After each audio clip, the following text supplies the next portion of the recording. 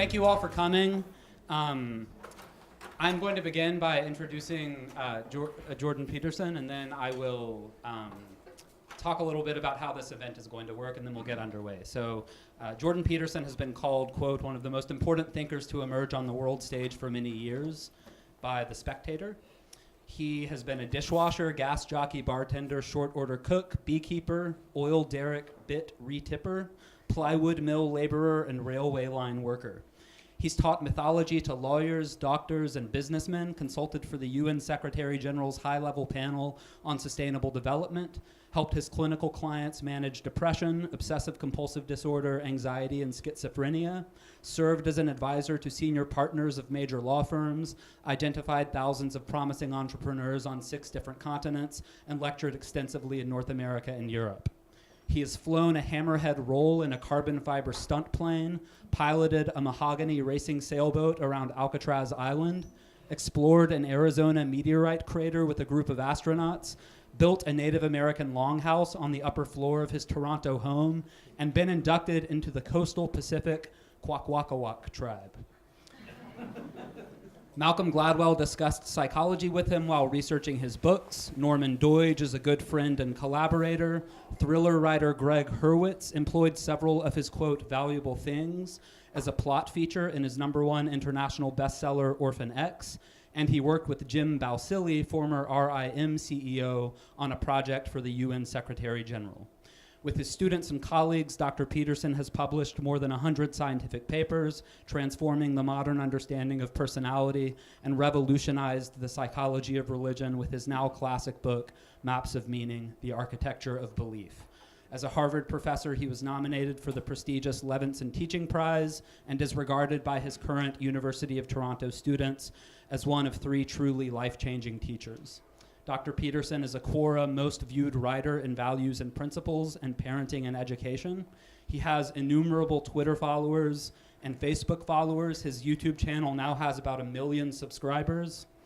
And his classroom lectures on mythology were turned into a popular 13-part TV series on TV Ontario.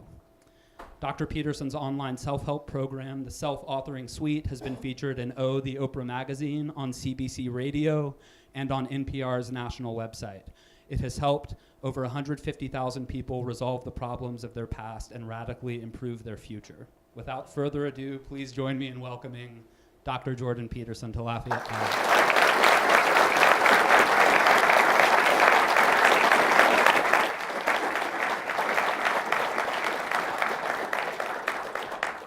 So the way this is going to work is that I'm going to have a conversation with Dr. Peterson for 90 minutes, and then there is going to be a 90-minute Q&A. This event is being video recorded and will be published online for non-commercial, non-advertising purposes. During the Q&A session, when you are handed a microphone, please speak directly into it. Our viewers on YouTube will appreciate it. And finally, I am a moderator between Professor Peterson and the audience, but also a biased participant in this conversation. Okay. Well, it's a relief that's all over. Okay, so I thought we would start things off with this. I assume that many in the audience are curious but relatively unfamiliar with you, or have heard a lot about you without ever reading or listening to you. So I thought we might start with you introducing yourself to the audience and maybe telling them some of the main things that you think they might be interested in knowing about you.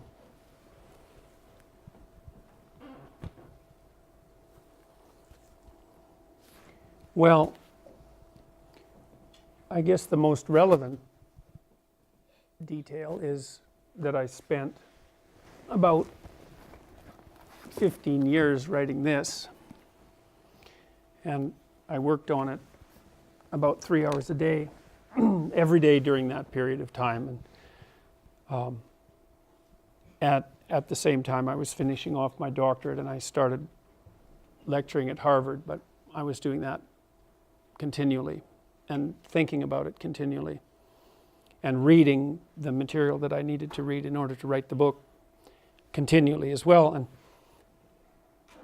I didn't realize until more recently that what I was doing was at the heart of the postmodern conundrum, I would say.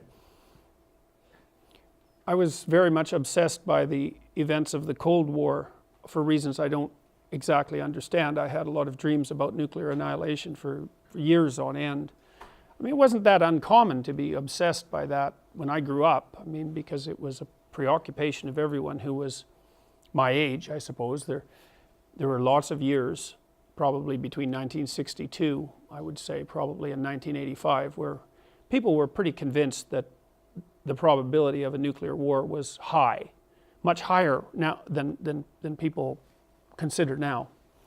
And I was curious about this. I was curious about why everyone wasn't obsessed about this all the time, first of all, because it seemed like the fundamental issue that two armed camps were pointing something in excess of 25,000 hydrogen bombs each at each other.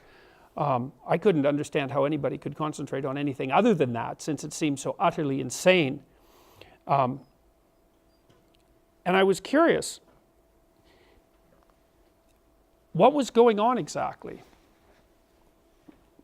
Was this, one explanation was that there's a very large number of ways that human beings could organize themselves in society, like a large number of games that we could hypothetically play, and they're all equally arbitrary in an equally arbitrary universe, and that the communists had decided to play one kind of game, and the West and the Western free market democratic types had decided to play another game, and it was all arbitrary in some sense.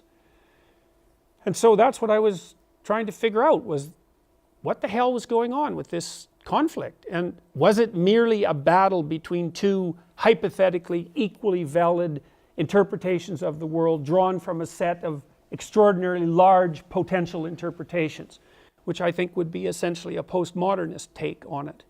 And I think I went into the problem neutrally, in that I didn't think I knew what the answer was. You know, so lots of times when you talk to people who think, or when you talk to people who write, they have an idea and it's right, and then they write whatever they're writing to justify the idea. That's how they look at it. But it's not a good way to write. A good way to write and think is to have a problem and then try to solve it, right? To actually solve it, not to demonstrate that your a priori commitment is true. And, you know, one of the signs, I would say, that my a priori commitments weren't the purpose for the writing was that I walked away from that 15-year project with a view of the world that was completely different than the view that I had going in, and learned all sorts of things, especially about the role of narrative and religious thinking in life that I had no idea was possible when I started. And a lot of that was a consequence of reading the great people who I read deeply. You know, I read, well, all the great works of Friedrich Nietzsche and the great works of Dostoevsky and Tolstoy and most of Jung's collected works, everything that had been published up to that point, and a very large swath of the relevant clinical literature, the great clinicians of the 20th century, and a huge stack of neuroscience, and et cetera, because I was reading constantly during this time. And I realized some things that I think are true. The communists were wrong. They weren't, and not just a little bit wrong, and not wrong in some arbitrary way. They were playing a game that human beings cannot play without descending into a murderous catastrophe. And there's something about what we've done in the West that's correct. And it's hard, it's complicated, because our cognitive structures, that's one way of thinking about it, or our socio-political arrangements, they actually parallel one another in an important way, are grounded in a strange set of axioms. And the axioms aren't rational precisely. It's more like they're narrative. They're narrative axioms. They're stories. And the story of the West is that the individual is sovereign over the group, and that that's the solution to tribalism. And I think that's the correct solution. Now, what that means metaphysically, because it's also embedded in our religious doctrines, right? Because especially in Christianity, although not exclusively to Christianity, the individual is sovereign. The suffering individual is sovereign. And there's something about that that's true, at least psychologically. And I don't know what that might mean metaphysically, because who the hell knows what anything means metaphysically, right? I mean, your knowledge runs out, right, at some point. Anyways, I worked all these ideas out, and then I taught for a long time courses that were based on the ideas, and the courses were very impactful, I would say. They had the same impact on the people that I was teaching as walking through the material had on me. And well, it was out of that all of this political controversy arose. I mean, I was never focused on political controversy, even though I'm interested in politics, and I thought at many points in my life about a political career. I always put it aside for a psychological and philosophical career, I would say. And but things started to shift badly in Canada over the last 5 years, and our government dared to implement legislation that compelled speech. And one of the things that I had learned when I was doing all this background investigation was that there isn't a higher value than free speech. It isn't free speech. It's not the right way of thinking about it, because it's free thought. And even that's not the right way of thinking about it, because thought is the precursor to action and life. So there's no difference between free speech and free life. And I was just not willing to put up with restrictions on my free life. And so I made some videos pointing out the pathology of this doctrine and the fact that the government had radically overreached its appropriate limits. And well, then, you know, well, and maybe you don't know, but I've been enveloped in continual scandal for 18 months as a consequence, which to me, as a clinician, indicates that I got my damn diagnosis right. Right? It's not about pronouns. It's about something a lot deeper than that. And I stand by that. I believe that it's the case. And I don't think that we would all be here tonight if that wasn't the situation. So I wanted my first, or my next question to be about Lafayette. And so I thought I would read a couple of Facebook posts that certain students who are critical of you read in the lead up to this event, and just ask you to respond to them. Okay. So this is a student writing, Lafayette College, I am utterly disappointed that you're allowing this to take place on our campus. I thought we went through this last semester with Roaming Millennial. Inviting hateful speakers who make wildly unsubstantiated claims is not going to fly with the student body. I get it. The Mill Series events are private and not endorsed by the college, but you absolutely have the power to make a statement on this. The fact that you're not is an embarrassment to our community. If you believe this man is a legitimate source of knowledge because he has a degree in clinical psychology, feel free to ask our psychology department faculty and counseling center staff about the validity of his claims. I'm certain they would not endorse this speaker. Do better, in all caps. For those of you unfamiliar, Jordan Peterson is known for denouncing the Me Too movement, claiming that women are in no way marginalized in the West, arguing against the existence of gender-neutral pronouns, arguing against gun control in the US, and claiming that identity politics and social justice movements are part of a devious Marxist agenda. And then another student responded, and this is briefer.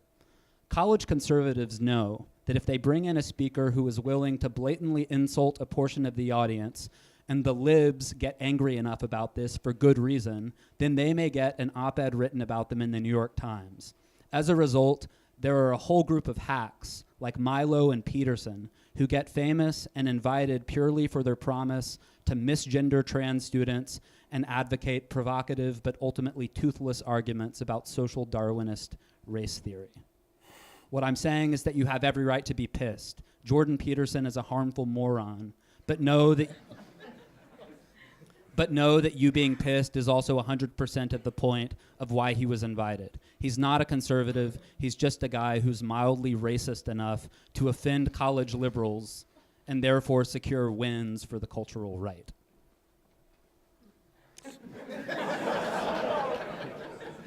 Comparatively mild stuff. It's the chattering buzz of ideologically possessed demons. So there's nothing in it that's not entirely predictable. That's one of the things you notice when you're talking to people. If you want to find out whether the person is there or the ideology is there, you listen to see if you're hearing anything that someone else of the same ideological mindset couldn't have told you. You know, like I've had thousands of conversations with people because I've spent 20 years as a clinical psychologist, and one of the things I've learned about people is that they're unbelievably interesting.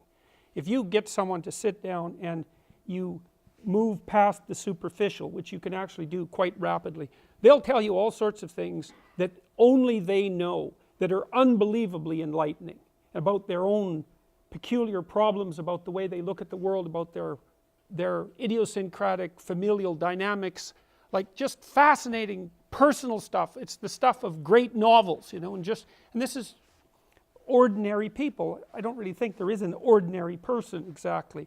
There's the facade of ordinariness, but behind that, people are very rarely ordinary.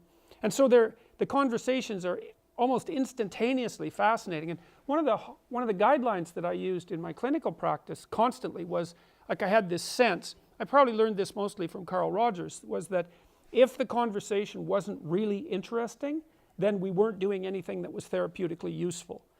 But all of the interesting elements of it were very, very personal.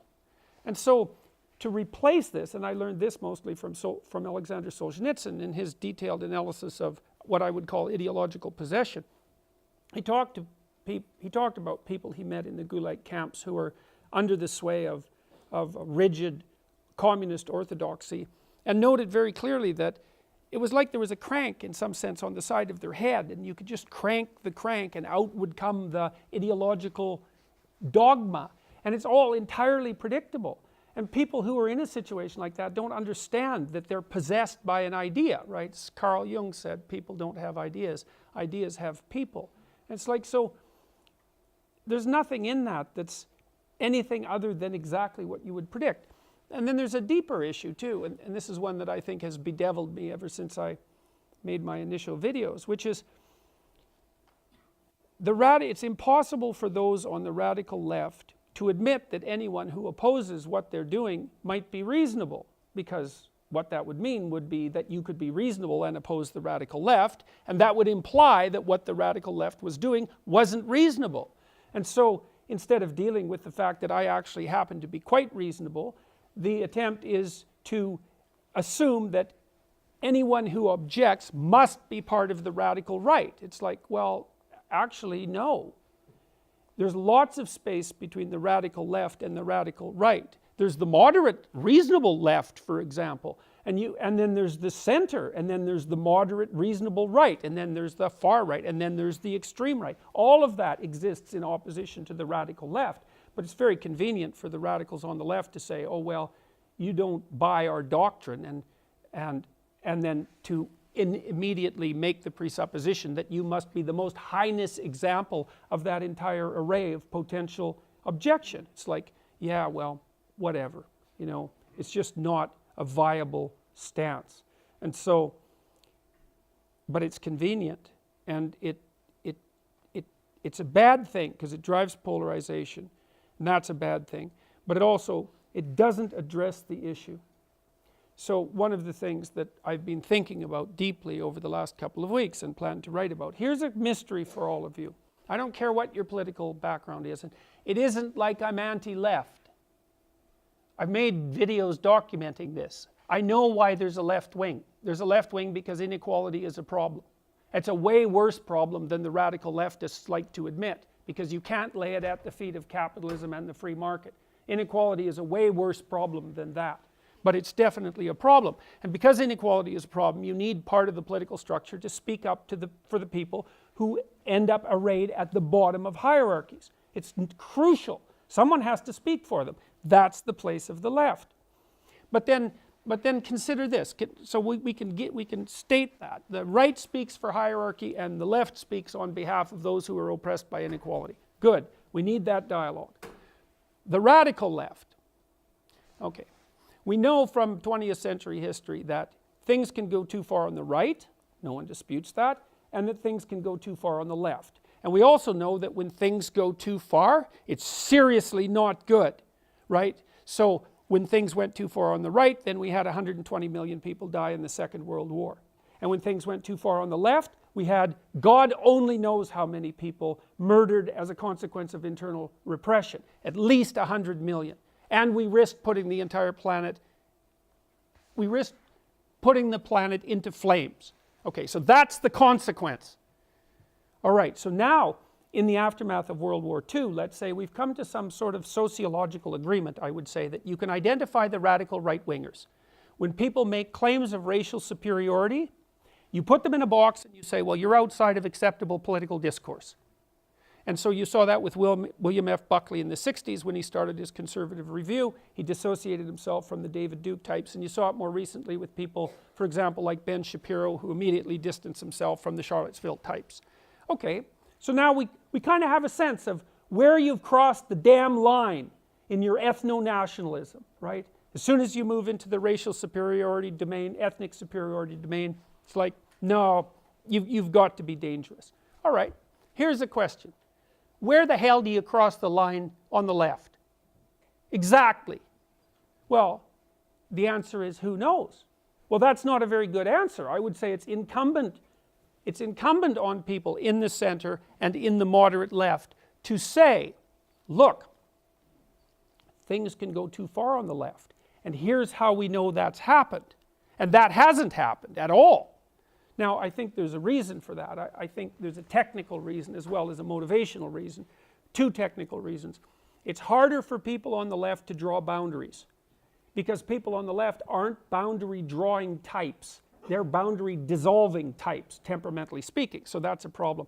The second problem is it doesn't look to me like there is a smoking pistol on the left that's as obvious as racial superiority doctrines.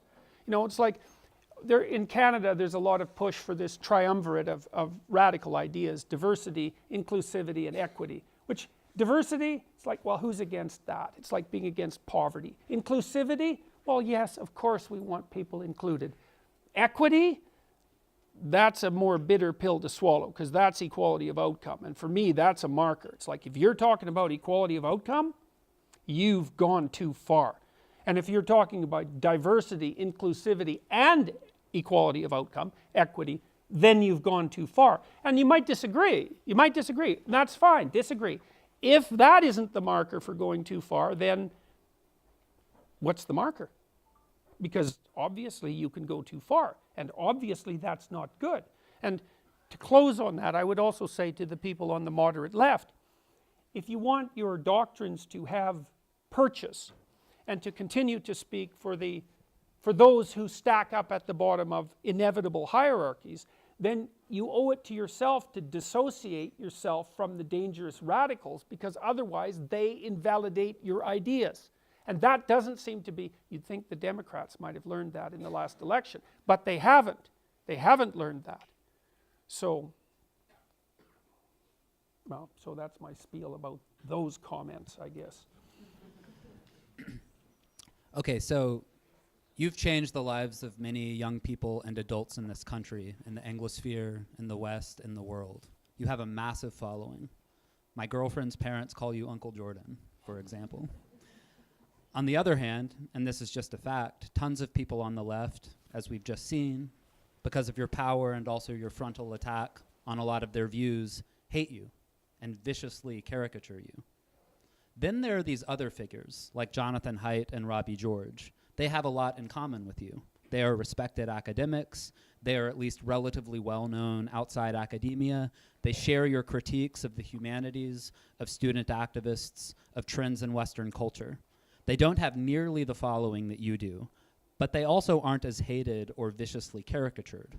Moreover, they may have changed the minds of more people on college campuses. That is, people on campuses who have some sympathy for left activists, or who may agree with much of what you say but react negatively to confrontation and harsh criticism.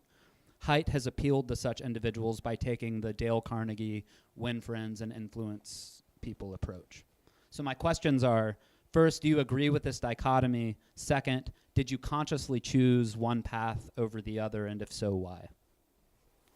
Well, I mean, with Haidt, for example, was more power to him as far as I'm concerned. You know, he has a different temperament than me. He's more introverted. He's less volatile, I would say.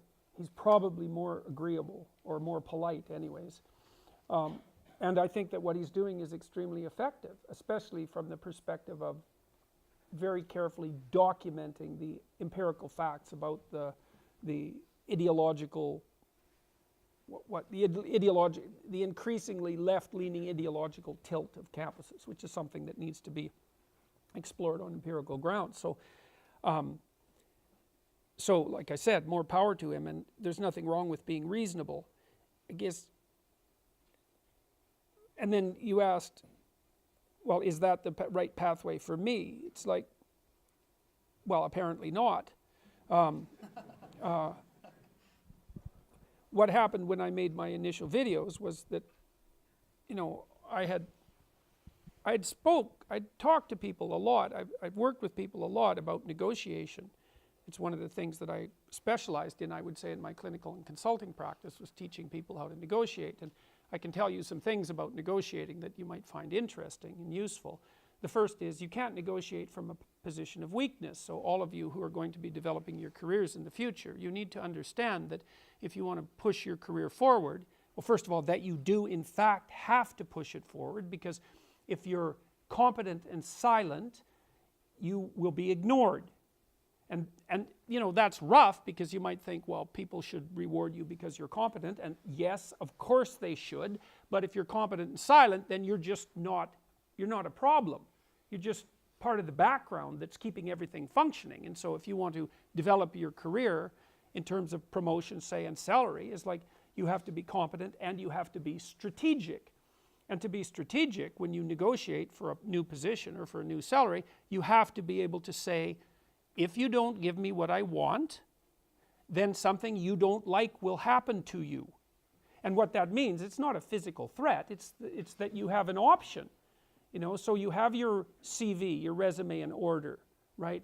You're educated and competent and desirable to people outside of your immediate job. You're willing to instantly put yourself in the job market and undergo the stress of finding a new position and undergoing interviews and all of that. And you have that all planned out, so that when you go talk to the person that you're negotiating with regards to your salary, you're credible. And you see, because it's very seldom that you're talking to the person who's at the top of the pecking order, let's say. What you need to do with them is to tell them a story that they can tell to their boss to make you not a problem. And a good story is, look, we really need this person because they're hyper competent and they have a better offer. It's like, well, then you're going to win the negotiation. But if you go in there with no power, well, you're going to lose, obviously. So the first thing that you need to know if you're going to negotiate is that you have to be able to say no. And what no means is that you're not going to do it. And when I made the videos about Bill C-16, I thought it through. And I thought, there's no damn way I'm following this law. I don't care what happens. And I didn't say that lightly. I thought it through. I thought, okay, well, let's assume the worst case scenario, and the worst case scenario would be that a student would report me to the Ontario Human Rights Commission, and then they would do an investigation. Then they would find me guilty, because the Ontario Human Rights Commission finds 99% of the people brought to it guilty, because that's what totalitarians do. And then I would refuse to pay the fine or cooperate with whatever the re-education they would put me through would be, and then that would move to civil court, and then I would be fined for contempt, and then it would, you know, then the whole legal catastrophe would unfold.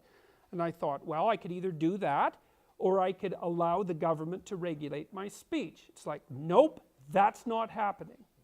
So you might think about that as confrontational, and it is confrontational. It's like, there isn't a goddamn thing that can be done to me to make me allow the government to compel my speech. That's not happening. And the reason for that, I believe the reason for that, is because I spent decades studying totalitarianism. It's not good. And the way that totalitarian states develop is that people give up their right to be, their right to exist with their own thoughts. They lie. That's what happens, is that individuals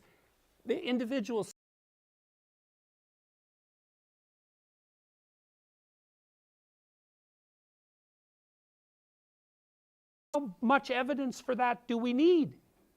You know, you're looking at 250 million deaths. It's like, isn't that enough? Well, the people that I read who were profound, Viktor Frankl's a good example for beginners. If you want to read about this sort of thing, he wrote a book called Man's Search for Meaning. And Frankl, and also Solzhenitsyn, and a variety of other commentators as well, who really looked into what happened in both in Nazi Germany and in the communist states. Their conclusion was universal, is that the lies of the state, the lies and tyranny of the state are aided and abetted by the moral sacrifice of the individual. It's not top down. The Nazis are telling you what to do and you're all innocent and obeying. That's not how it works. Is you falsify your being bit by bit, and you end up where you don't want to be, and that's a bad idea. And if you're interested in that, there's a great book called Ordinary Men. You read that and you won't be the same person afterwards, so I would beware of reading it. But it's a story about these policemen in Germany. So they were middle-aged guys, you know, and they grew up and were socialized before the Nazis came to power. So they were just your typical middle-class policemen. And they were brought into Poland after the Nazis had marched through, and charged with keeping order in the occupied state. And they knew, their commander knew that it was going to be brutal because they were in wartime, and they regard the Jews, for example, as enemies, and so there was going to be a fair bit of rounding up with all of that, with all of what that implied. And the commander told the policemen that they could go home if they wanted to, that they didn't have to participate in this. And then what Ordinary Men does is document their transformation from ordinary policemen, the sort of people that you know, to guys who were taking naked pregnant women out into the middle of fields and shooting them in the back of the head. And it documents one step at a time how an ordinary person turns into someone like that. You think, well, we don't want that sort of thing to happen anymore. Well, then you don't want to be that sort of person. That's how it's fixed. And if you're not going to be that sort of person, then you don't take the first steps. Because the first steps lead you down a pathway that, at least in principle, you don't want to go. So, well, I think part of what makes me combative, say, compared to someone like Haidt, is that I've spent years looking at the worst things there are to look at. And I've learned from that, and I've certainly learned things that I won't do. And one of them is, I won't let the government regulate my speech. It's a mistake. I don't care what compassionate principles hypothetically motivate that move. It was unprecedented in English common law, that move. And it was all buried under this leftist compassion, which is mostly a lie. So I have reasons, I think, other than those that motivate someone like Jonathan Haidt to be particularly passionate about this issue. So, on the subject of totalitarianism, I wanted to do something very quickly. So, I'm guessing that even though most people in the room have negative views of both men, they have a more intensely negative view of Hitler than of Stalin. I'm guessing almost everyone in the room has a far more negative visceral reaction to the swastika than to the hammer and sickle. Some of the protesters at your event at McMaster University stood behind a banner with a hammer and sickle. You've said that a hammer and sickle is no funnier than a swastika. That, quote, the reprehensible ideologies that are based in fundamental Marxism killed at least 100 million people in the 20th century, unquote. I've discussed this proposition with numerous people in recent months, and almost no one seems to buy it. No one disputes the body count under socialist regimes. Few dispute that Stalin was a vicious murderer, roughly on par with Hitler in moral terms. Most think that communism should not be tried again. In other words, they share your critique of the argument that previous communist experiments did not represent proper communism and that proper communism should be tried. Nevertheless, they still disagree with you that we should react as negatively to the hammer and sickle as we do to the swastika. Why? Because they say the two ideologies are not morally comparable. National Socialism is much worse morally than Marxism or Marxism-Leninism. So what do you say to this? Well, I would say the first thing is that it's highly probable that you were talking to intellectuals. Students. Well, we'll call them budding intellectuals.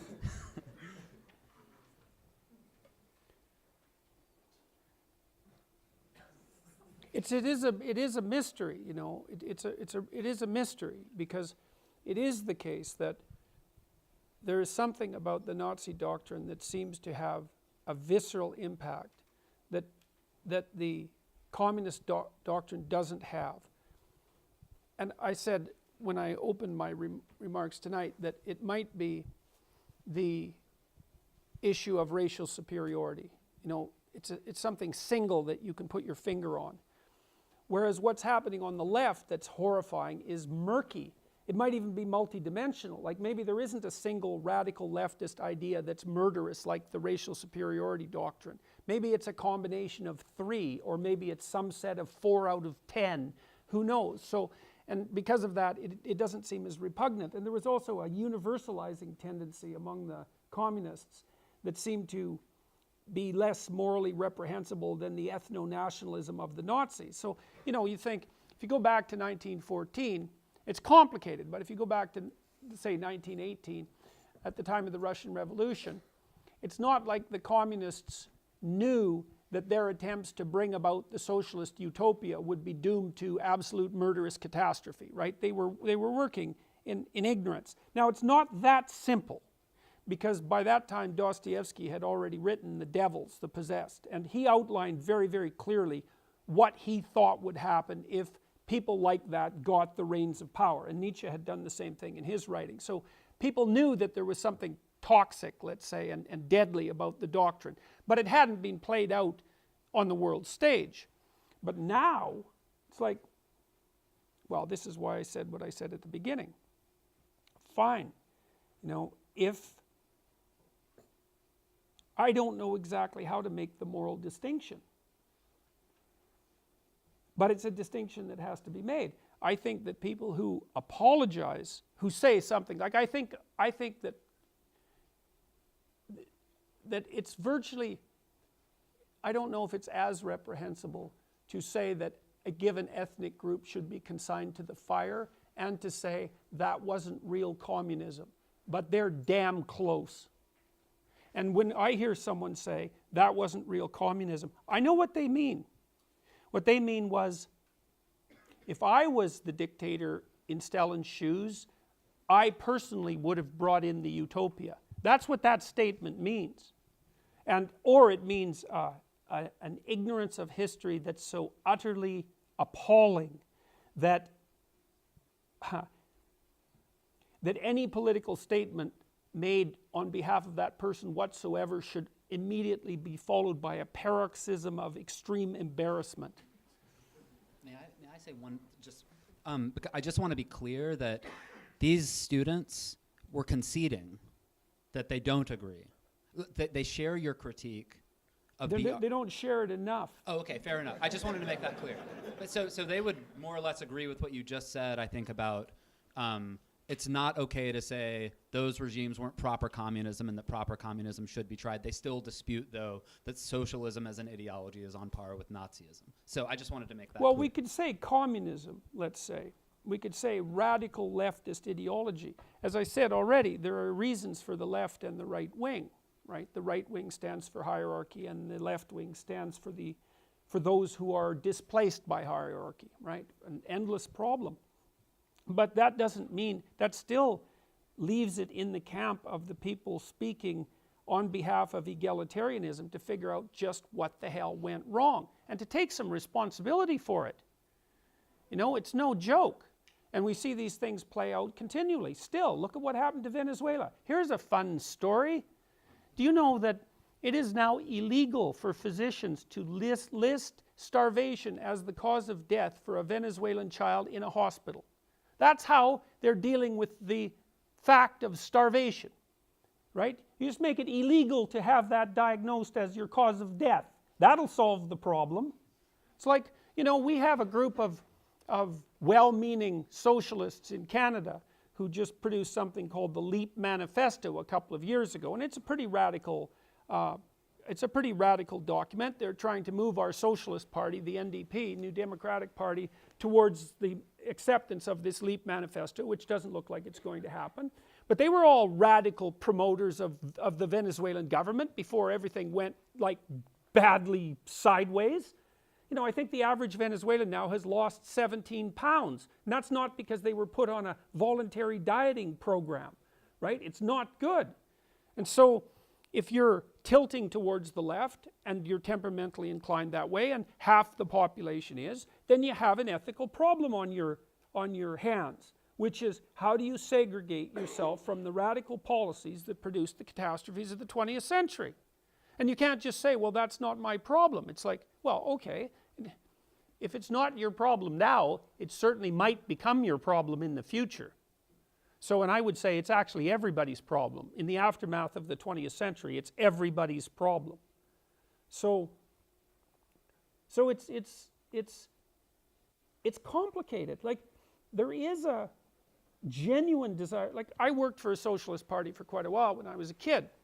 You know, and I saw both sides of it. I saw some very, very admirable people. I was privy, for a variety of chance reasons, to the leadership of the Socialist Party in Canada at the provincial and the national level. I met the people who ran the provinces, some of the provinces, and who ran the party. And a lot of them were really admirable people. Like, they'd spent their whole life, I would say, working on behalf of the working class, you know. So they were genuine labor leaders.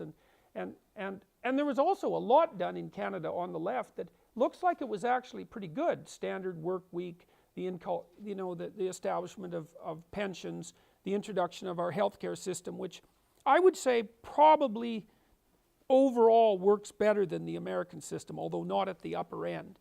And they were working hard on behalf of people who had working class lives. But then I also encountered the sort of low-level activist types, and I didn't have any respect for them at all. I just thought they were peevish and resentful and irritable. And those two things exist in a very uneasy coalition on the West. There's care for the poor and hatred for the successful, and those two things aren't the same at all. And it looks to me like one of the things that really happened when the communist doctrines were brought into play, and it also, by the way, we did the multinational experiment, right? It doesn't matter where you put these policies into play, the same bloody outcome occurred. Didn't matter whether it was Russia or China or Cambodia or Vietnam, or to pick a random African country, or Cuba or Venezuela for that matter. It was an unmitigated catastrophe. And so to me, that's experiment plus replication. Enough. Well, that has to be dealt with, and it's not. And the intellectual left in the West has been absolutely appalling in their silence on the communist catastrophe. Like, for my students, a lot of my students really haven't heard about anything that happened in the Soviet Union in any detail until they take my personality class in the second year of university. It's like, well, what the hell? Why are they learning about that in a personality class in the second year of university? That should be first and foremost in their historical knowledge, what happened in the 20th century. I mean, it was almost fatal what happened, and we still haven't completely recovered from it, right? I think, isn't your president, Donald Trump, going to talk to, like, insane totalitarian number one sometime here in the near future? But that's still a Soviet-era state. Those people are armed to the teeth. You know, they have the weapon, they have weaponry that could easily take you out. And so we're not, I don't know if you know, do you know what happens if you blast a single hydrogen bomb 100 miles above the United States? Just one. You lose all your electronics. Right, they're all done. Tractors, cars, trains, subways, computers, phones, all of them burn out. And that's it. So we're not done with this yet. And the Korean state, North Korea, as an emblematic representative of the communist catastrophe, and everyone there starves. There's millions of people died 20 years ago. It's not got any better. So it's not like It's not like we solved this problem. And there's a deafening silence on the intellectual side of the spectrum with regards to what happened on the egalitarian left. And there's no excuse for it. So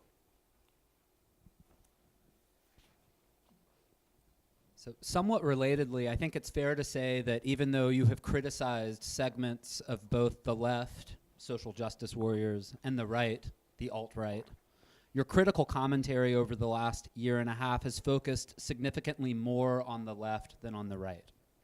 A lot of people I've talked to here at Lafayette take issue with that. They say that we're so far from a Marxist takeover of our culture and political institutions that to suggest otherwise is to engage in a classic kind of right-wing exaggeration and hysteria that we've seen before in Western countries in the early to mid-20th century. They also say, and this is important to them, that the nationalist authoritarian right poses more of a threat to freedom of the individual than the left does today, as it has in the West since the early 20th century.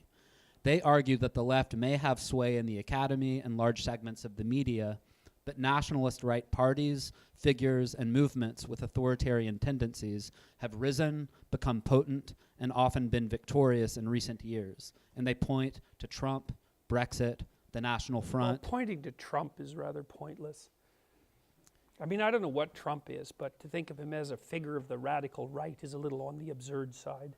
So, I mean, we are polarizing, and so God only knows where the ultimate danger will come from. If it's the ethno-nationalists on the right, or if it's the radical leftists on the left, who knows, right?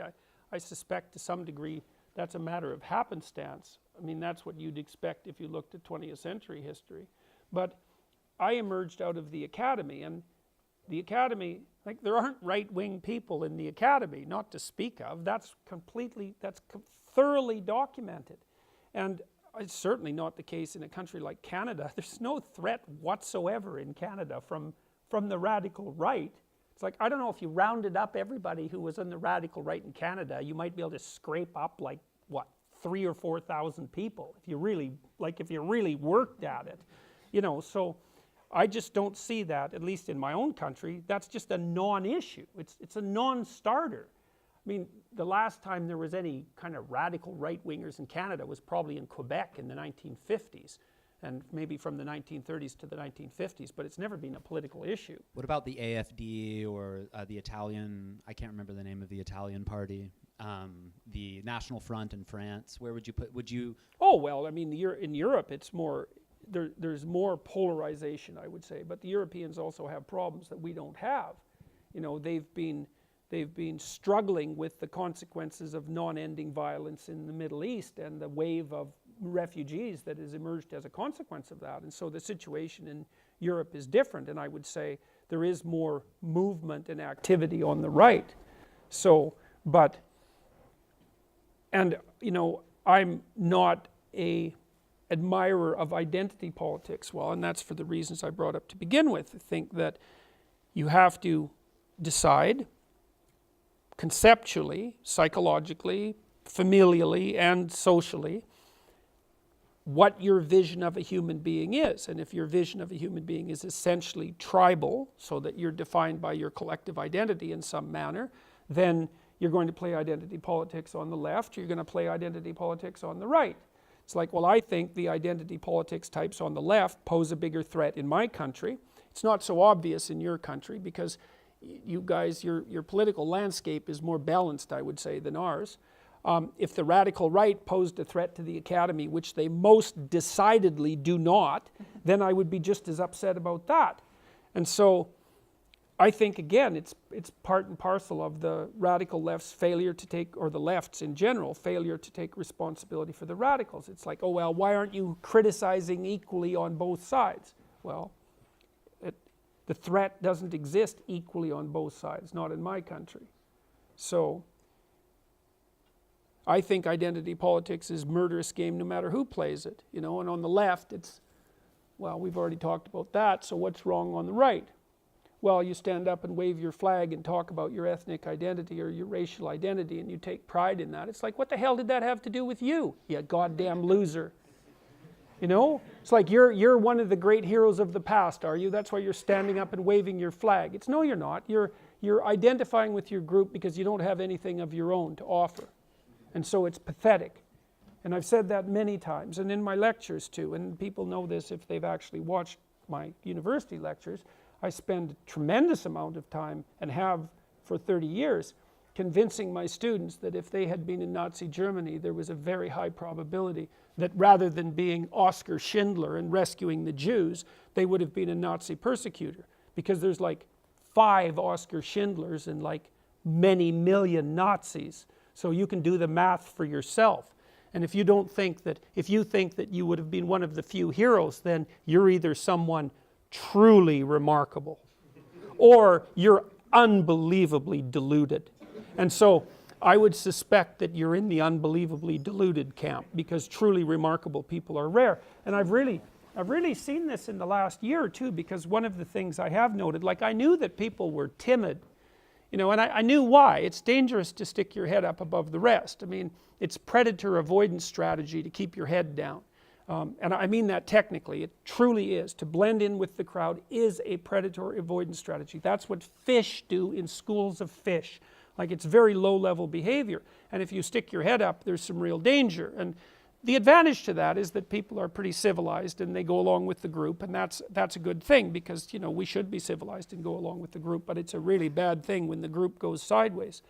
And I've had many people, colleagues, but many other people too, say, well, really, we agree with what you're doing, but we can't really take the risk of standing up and saying so. It's like, well, now and then, so most people fall into that camp. When I went to Queen's University a month ago and was subject to that chilling demonstration, I would say, where the radicals climbed up into the stained glass window wells and pounded, you know, unendingly for 90 minutes while we were all inside.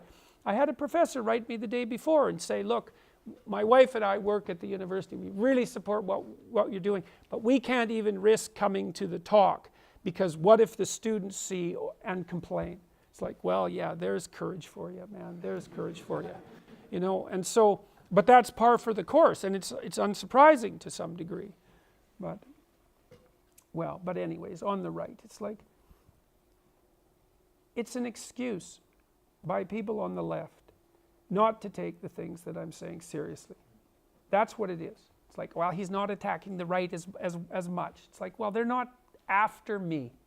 They're not trying to close down my speech. So I took that personally. So had it been right-wingers coming after me, well, it would have been the same thing. So it's a foolish objection, I think.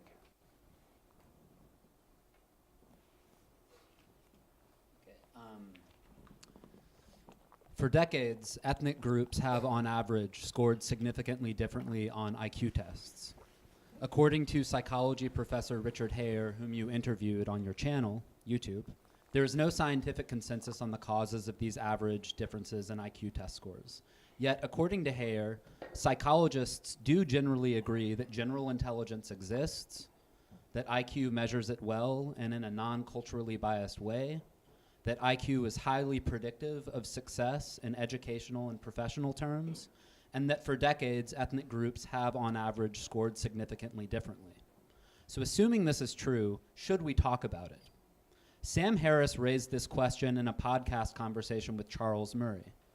Some argue that we should not talk about this, as doing so could fuel the racial supremacist movements that you mentioned, with potentially horrific consequences. Others, mainly on the intellectual dark web, and to a very limited extent in academia, think we should talk about this topic, because average differences in IQ scores have existed for decades. They may have played a role in generating the disparate educational and professional outcomes that we observe and care about, and thus that we cannot properly analyze these disparate outcomes unless we do talk about this subject openly. Geneticist David Reich recently argued in the New York Times that if scientists do not openly discuss the biological basis of race, pseudoscientists could fill the vacuum with dangerous consequences. Furthermore, you, Professor Peterson, are highly critical of the oppression narrative that permeates segments of the academy and activist left, and knowledge about average differences in IQ scores between ethnic groups, while tough to assimilate, could puncture this narrative. So the question is, what is your view on all that I've just said? Jesus, you guys really did take a long time to prepare these questions, didn't you? All right, so when I went to Harvard, I came from McGill, and I had spent a lot of time with my advisor there and a research team that he had trying to understand the genesis of antisocial behavior, and among adolescents mostly. So, well, as kids as well.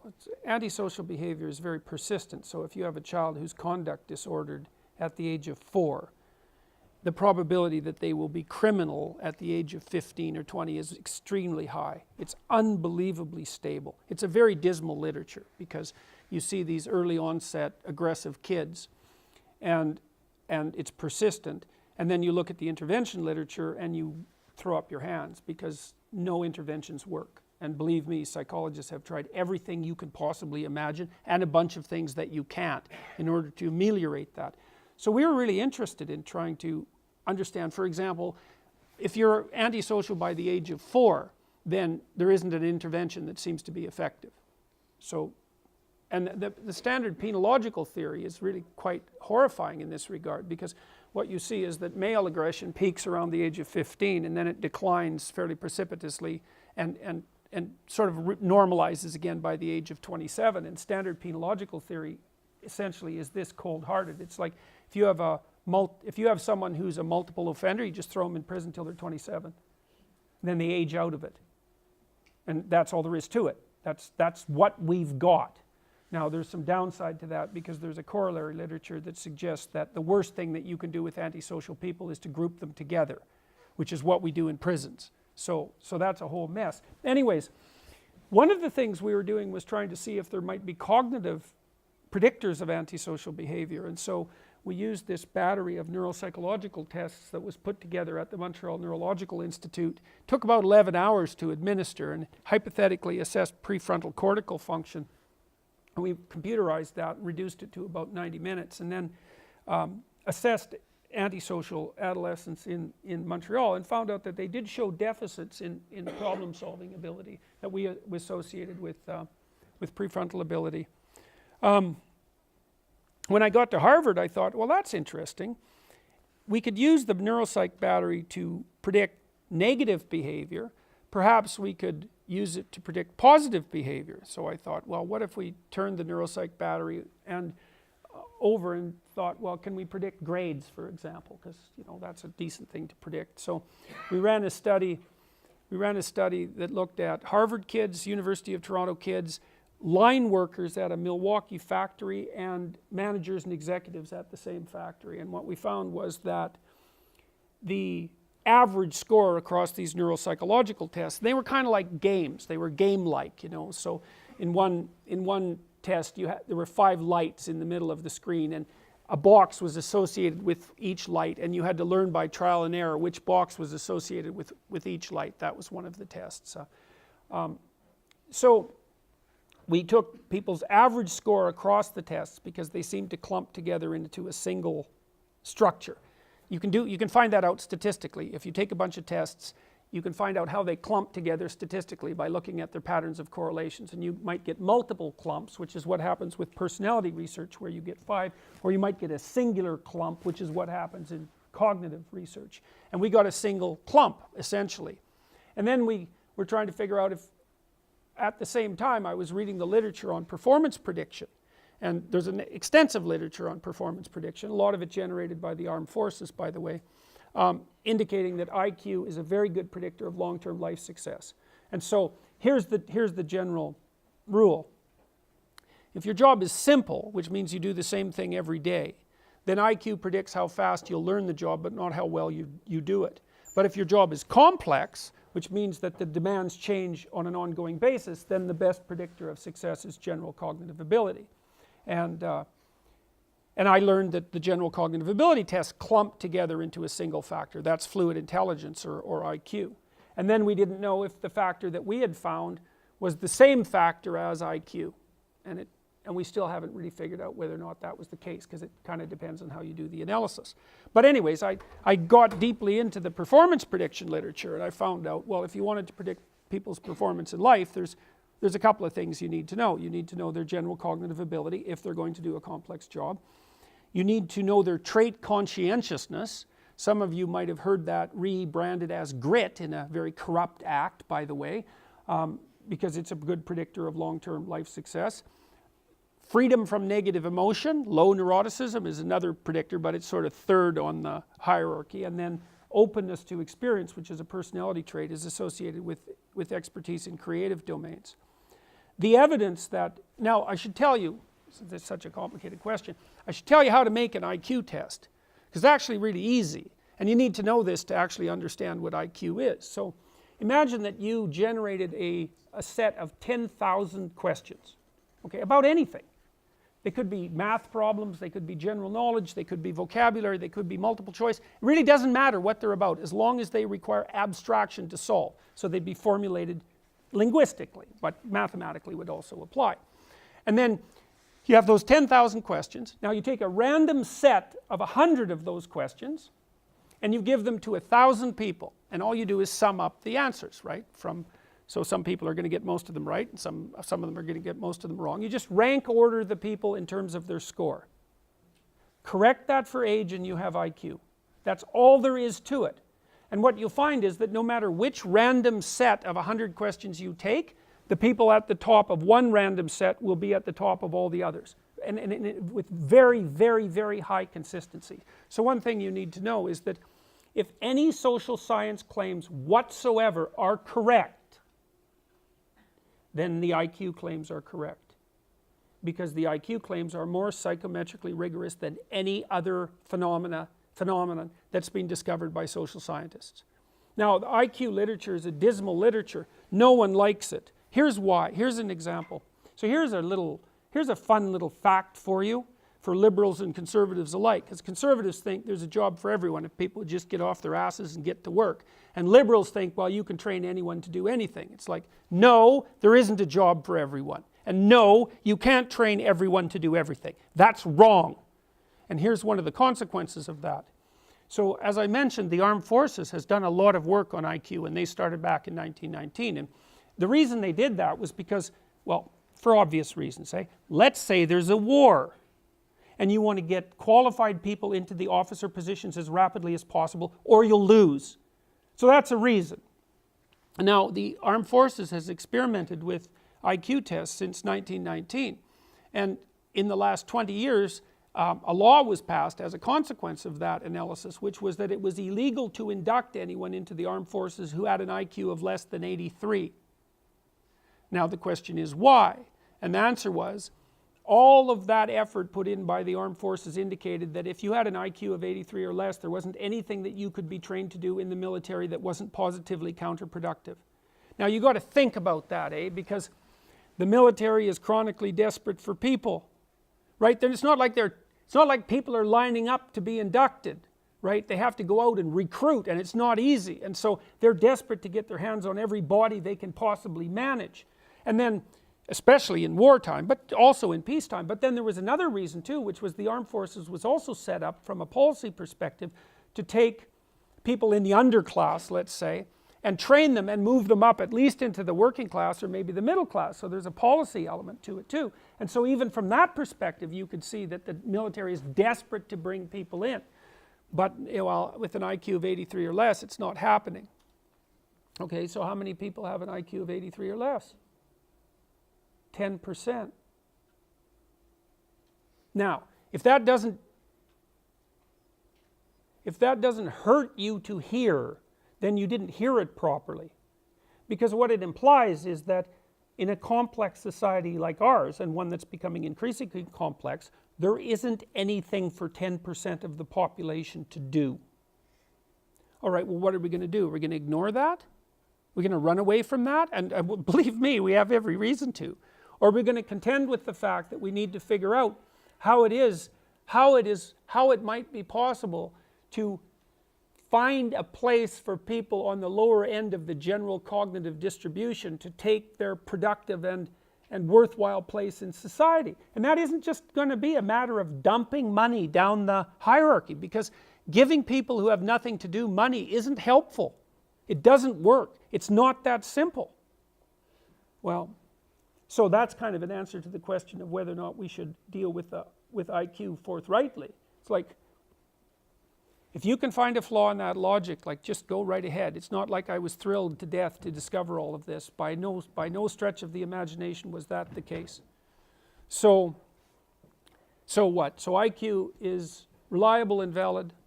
That's the first thing. It's more reliable and valid than any other psychometric test ever designed by social scientists by a factor of about 3. That's fact number 1. Fact number 2 is it predicts long-term life outcome at about 0.3, 0.4, which leaves about 85%, 70 to 85% of the story unexplained, but it's still the best thing that we have.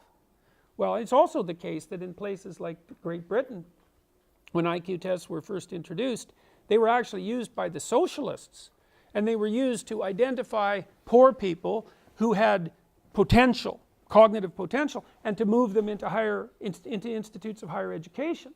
So there's an upside, a social upside as well. Ethnic differences. This is something you can't say anything about without immediately being killed. So I'm hesitant to broach the topic. But I'll tell you one thing that I did in the last week that's relevant to this. And this just shows you how complex the problem is. First of all, we should point out that race is a very difficult thing to define, because racial boundaries aren't tight, right? So when you talk about racial differences in IQ, you're faced with the thorny problem of defining race. And that's a big problem from a scientific perspective. But we'll leave that aside. And I wrote an article this week. Somebody stood up at one point in one of my talks, and Vice, bless their hearts, took this particular question and used it as an indication of the quality of the people who are my so-called followers. And by the way, the quality of my so-called followers is pretty damn high, and you can find that out quite rapidly just by looking at the YouTube comments, which are head and shoulders above the standard set of YouTube comments, I can tell you that. So someone asked me about the Jewish question, right? And the implication, it was actually someone Jewish, and the implication was that Jews are overrepresented in positions of authority and power. And I had just spoken for like an hour and a half, and this guy had an axe to grind, and I thought, there's no goddamn way I'm getting into this at the moment. And so I said I can't answer that question. But that's not a very good answer. So I wrote a blog post this week, and I said, look, here's the situation. All right. Jews are overrepresented in positions of power and authority. But then let's open our eyes a little bit, and think for like 2 or 3 seconds and think, hey, guess what? They're also overrepresented in positions of competence. And it's not like we have more geniuses than we know what to do with. And if the Jews happen to be producing more of them, which they are, by the way, then that's a pretty good thing for the rest of us. So let's not confuse competence with power and authority, even though that's a favorite trick of the radical leftists, who always fail to make that distinction. Well, why does this overrepresentation occur? Because it does. There's also overrepresentation in political movements, including radical political movements. Okay, why? Well, answer 1, Jewish conspiracy. Okay, that's not a very good answer. We've used that answer before. All right, but do we have an alternative? Well, here's an alternative. The average Ashkenazi IQ is somewhere between 110 and 115, which is about 1 standard deviation above the population average. And so what that means is that the average Ashkenazi / European Jew has an IQ that's higher than 85% of the population. That's a lot higher. Now, that doesn't make that much difference in the middle of the distribution, okay? But geniuses don't exist at the middle of the distribution. They exist at the tails of the distribution. And you don't need much of a move at the mean to produce walloping differences at the tails. And the tails are important because a lot of where we draw exceptional people from the exceptions, right? So here's another example of the same thing. Most engineers are male. Why? because men are more interested in things and women are more interested in people. And you might say, well, that's sociocultural. It's like, no, it's not. And we know that because if you stack up countries by their egalitarian social policies, which you can do quite effectively, and then you look at the overrepresentation of men in STEM fields, the overrepresentation increases as the countries become more egalitarian. So it's not sociocultural.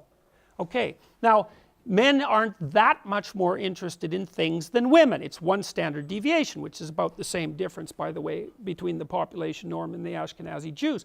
But if you're looking at the one person in 20 or the one person in 50 who's hyper interested in things and thus likely to become an engineer, then most of them are men. Here's another example of the same thing. Men are more aggressive than women. Now, you might ask, how much? And the answer to that is, best place to look at that is in Sweden, where the egalitarian policies have been laid out for a long period of time, and you can get a more direct inference about biology. If you took a random man and a random woman out of the population, and you had to bet on who was more aggressive, and you bet on the man, you'd be right 60% of the time. So that's not that much, right? It deviates from 50-50, but it's not like 90-10, it's 60-40. Okay, so what does that mean? Well, we got a tail problem here again. Let's say that now you decide to go out onto the extremes of aggression and you identify the most aggressive 1 in 100 persons. They're all men. Guess who's in prison? Those people. That's why most of the people in prison are men. And so this is elementary. Part of the problem in our society is that we don't understand statistics. We don't understand that you can have relatively small differences at the population level that produce walloping consequences at the tails of the distribution. Okay, so back to IQ. One final thing to say about IQ. The ethnic differences are difficult to dispense with. It's not easy to make them go away. You can say, well, the tests aren't culture fair. Well, here's a test of that. So imagine you test group A with an IQ test and you test group B with an IQ test, and then you look at their actual performance in whatever you're predicting. If the test was biased against ethnic group A, then it would underpredict their performance, and that doesn't happen. Now you could say, well, there's systemic bias in the performance measures and the potential measures, and that's a possibility. All right. Now, one other thing about that. There's a real danger in the ethnicity IQ debate, and the danger is that we confuse intelligence with value, or that we confuse intelligence with human value. That's a better way of thinking about it. And one of the things that we're going to have to understand here is that that's a mistake, is that being more intelligent doesn't make you a better person.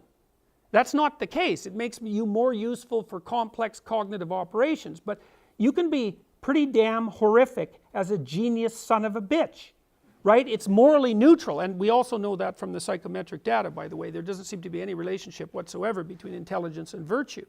And so if it does turn out that nature and the fates do not align with our egalitarian presuppositions, which is highly probable, we shouldn't therefore make the mistake of assuming that if group A or person A is lower on one of these attributes than group B or person B, that is somehow reflective of their intrinsic value as human beings. That's a big mistake.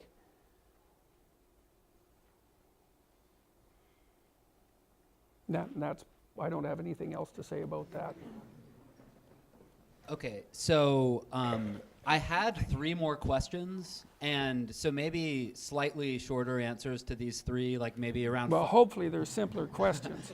You know, average 5 minutes, okay, maybe, okay. And then we will open it up. So, another taboo is to celebrate European culture. Multiculturalists get pretty unhappy when Europeans start expressing pride in their culture or heritage. Many, especially on the left, do not draw much of a distinction, at least in practice, between European pride and white supremacy. You care about freedom of the individual. The individual's freedom to think, to speak, to associate, in short, to act as he sees fit without external compulsion, as long as he doesn't infringe on the similar liberties of others. Professor Ricardo Duchesne, a historical sociologist and professor at the University of New Brunswick, argues that, quote, individualism is a unique attribute of European peoples. Quote, it has been exported to some degree to other nations, but in my view, it is not something that comes to them naturally. So, he continues, quote, you can't play the game of we're all individuals. We have to affirm and be proud of our ethnic identity and heritage to preserve the West's curious individualism. If Europeans become minorities in the West, he argues, the founding idea of the West, that no entity, not an individual, not a community, not the state, can justly deprive an individual of life, liberty, or property by force, no matter what the individual's race, class, or religion. I wouldn't be surprised if Duchesne, when he made this statement, had you in mind. Look, the medieval Europeans identified 7 deadly sins for a reason. And one of them was pride. It's like, let's make the presumption. I do believe that for reasons that aren't obvious, that the West has got some things right. We've got the sovereignty of the individual right. That's the most fundamental thing we've got right. We've articulated that, I think, in a remarkable way, not only theologically, philosophically, in our body of laws, in our societies. And one of the consequences of that, as it's had its effect on the rest of the world, is that everyone is getting richer quite fast. And that's a really good thing. Okay, having said that, it's like, am I proud of that? It's like, I didn't do that. What the hell? Pride. What's that? That's not the right response. How about responsibility for that? How would that be? It's like you're part of this great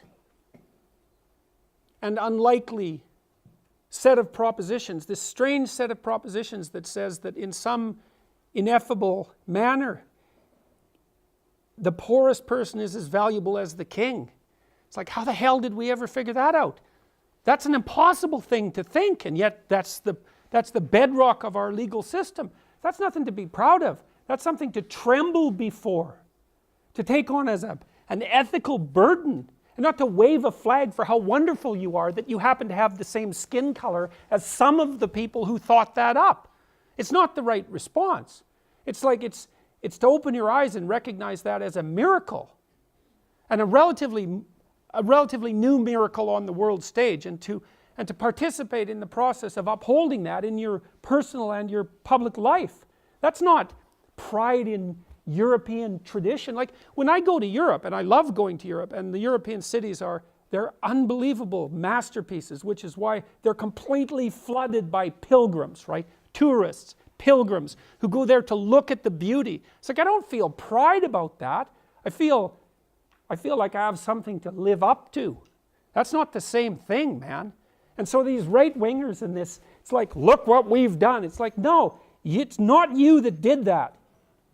That's something, man. You gotta have your act together before you would dare to say, well, that was me. It's like, yeah, sure it was you. Yeah, right.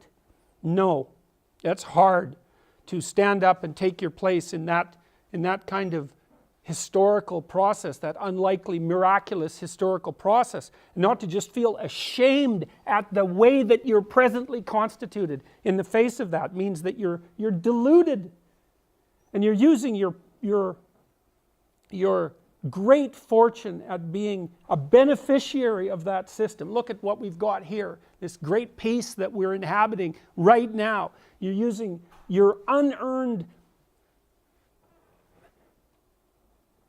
the unearned gift that's been granted to you as a source of personal pride in your accomplishments due to your skin. It's like, no, not good, not a good argument. So, and that doesn't mean that, well, there's nothing valuable about European culture. There's plenty about it that's valuable. It's not even so clear to what degree it's European. I mean, it came out of the Middle East, you know. I mean, It's so muddle-headed that you hardly know where to start. So hopefully that was less than 5 minutes. There we go. Dispensed with the radical right-wingers in 4 minutes. I've heard a number of interesting things about Islam from you and one of your intellectual soulmates, Camille Paglia. Paglia says that men and women benefit in many ways from living in largely separate worlds, as they did in traditional European societies and obviously as they do in much of the Muslim world today. Relatedly, Paglia considers passionate masculinity a critical force for defending, sustaining, and advancing civilization. And she argues that passionate masculinity, while virtually moribund in the Western middle and upper classes, is alive and well in the Muslim world. You have expressed some sympathy for the Muslim critique of the West, its godlessness, its spiritual void, its materialism, its technology-induced removal from life's elemental realities.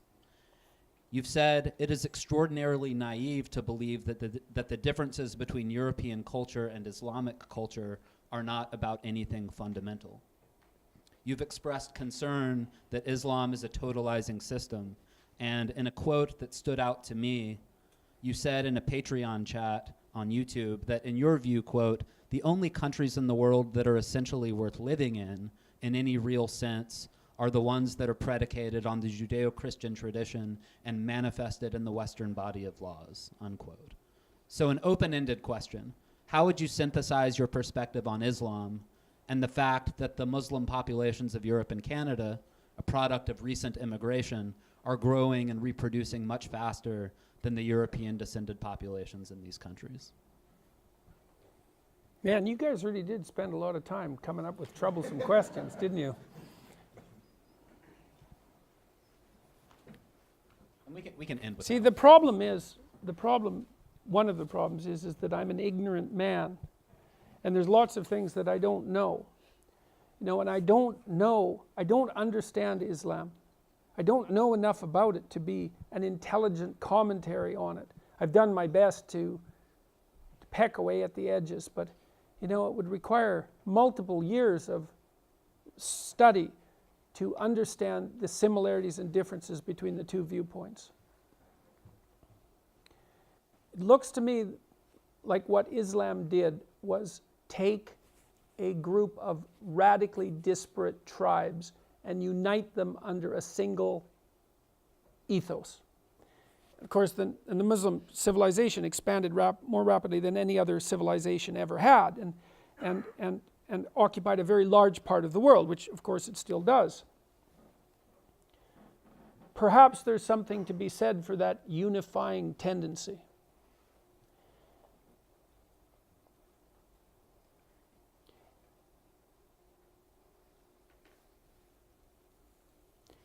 There's a problem. And maybe this is at the core of the problem. There's no distinction between church and state in Islam. And there is a distinction between church and state in the West.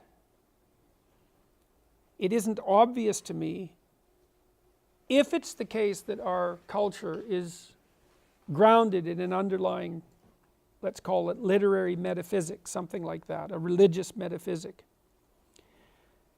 Part of the bedrock of our culture is the idea of the separation between church and state. And as far as I can tell, that idea doesn't exist in the Muslim world. And so I cannot understand how that faith is commensurate with the institutions of the West. It doesn't seem to me that there's any evidence that it's commensurate, because the number of Islamic democracies is, let's call it, finite. The best example has probably been Turkey. And Turkey, as far as I can tell, isn't doing that well at the moment on the democratic front. And it looked like the great shining hope. And a lot of that was a consequence of secularization.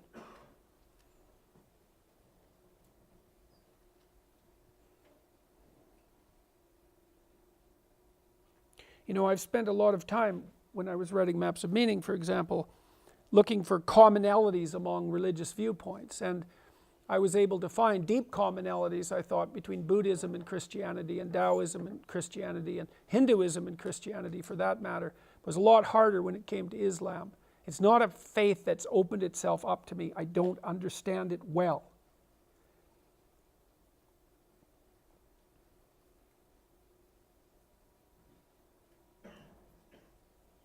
But I hope that people of goodwill can build a bridge between the two cultures, because the alternative is too gloomy to contemplate.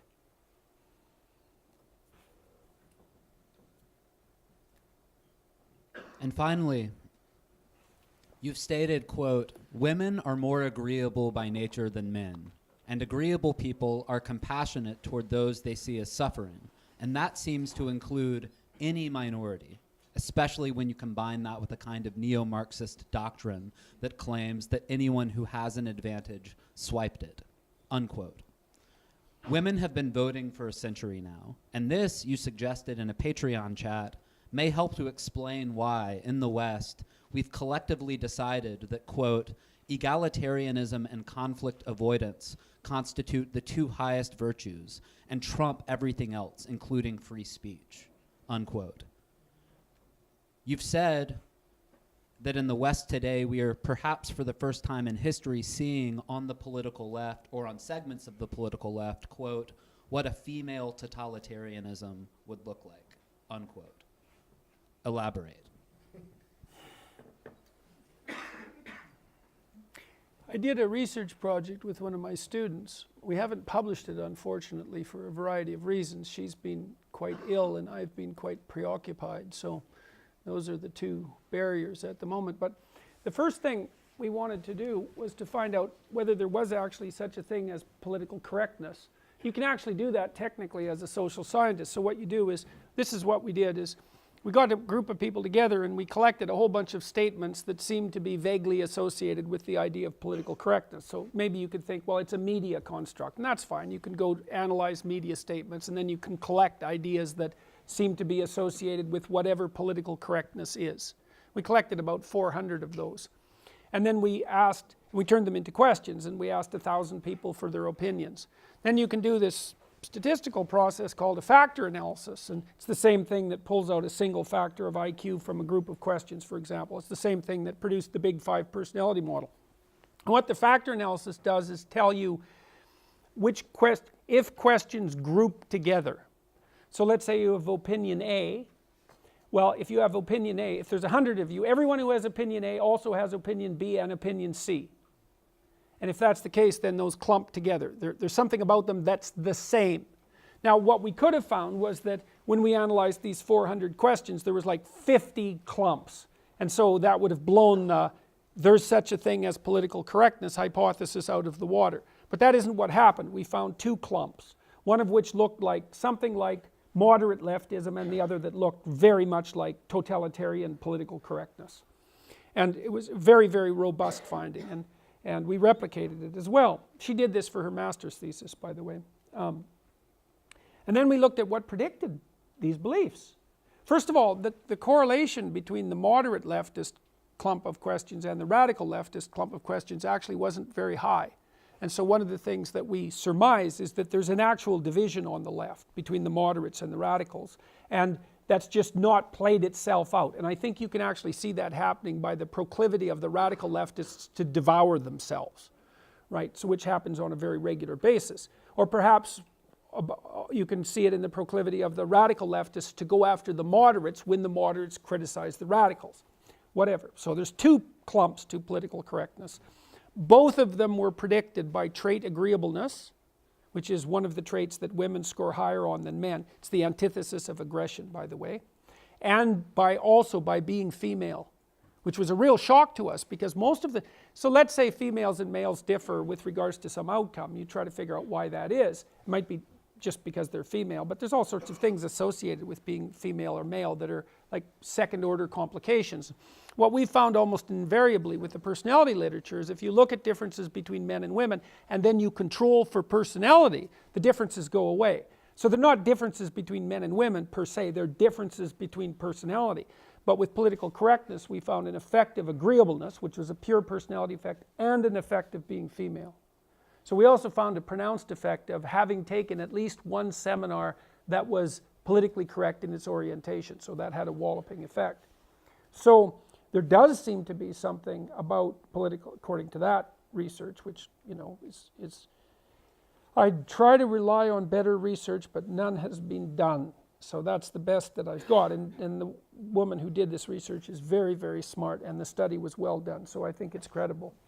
So, and one of the things that's interesting to me about that is that it does tie into the Freudian nightmare of the devouring mother, essentially, which was Freud's, I think, signal contribution to psychopathology. You know, for most of Freud's clients were people who were struggling to get out of the clutches of their family, right? And part of that is human beings are very dependent, right? Because we have this incredibly long period of development, 30 years maybe, but certainly 18 years. And so it's hard to struggle up from infancy, mature, and leave as an independent creature. And lots of people, you see this, if you're a clinician, you see this all the time. People are so tangled up in their families that they can't get away from them.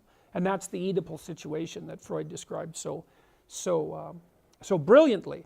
And Jung also elaborated on it. A lot of that's a consequence of hyperdependence, right? It's the danger of overprotection. Now there's a rule if you're dealing with elderly people, say in an elder care institution, and the rule is something like, don't do anything for your charges that they can do themselves. It's kind of a harsh rule.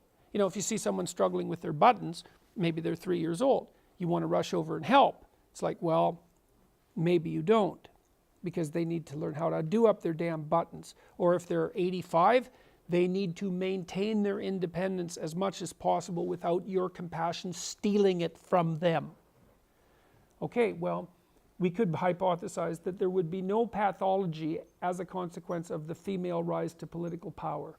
But given that females are human beings too, and we're pretty much rife with pathology, the probability that there'll be a downside is like there is to male participation, which would be more aggressive and aggressiveness and hyper competition. The probability that there would be a downside is extraordinarily high. Well, why wouldn't it be a downside associated with hyperprotectiveness? It's exactly what you'd expect.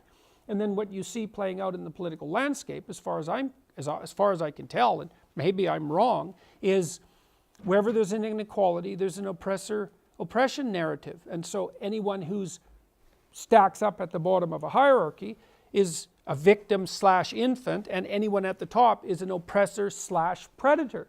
And I think confusing the hierarchical structure, especially when it's based on competence, and Western structures of hierarchy are based in large part, although not entirely, on competence, confusing that with a predator-infant or oppressor-oppression relationship is a very bad idea.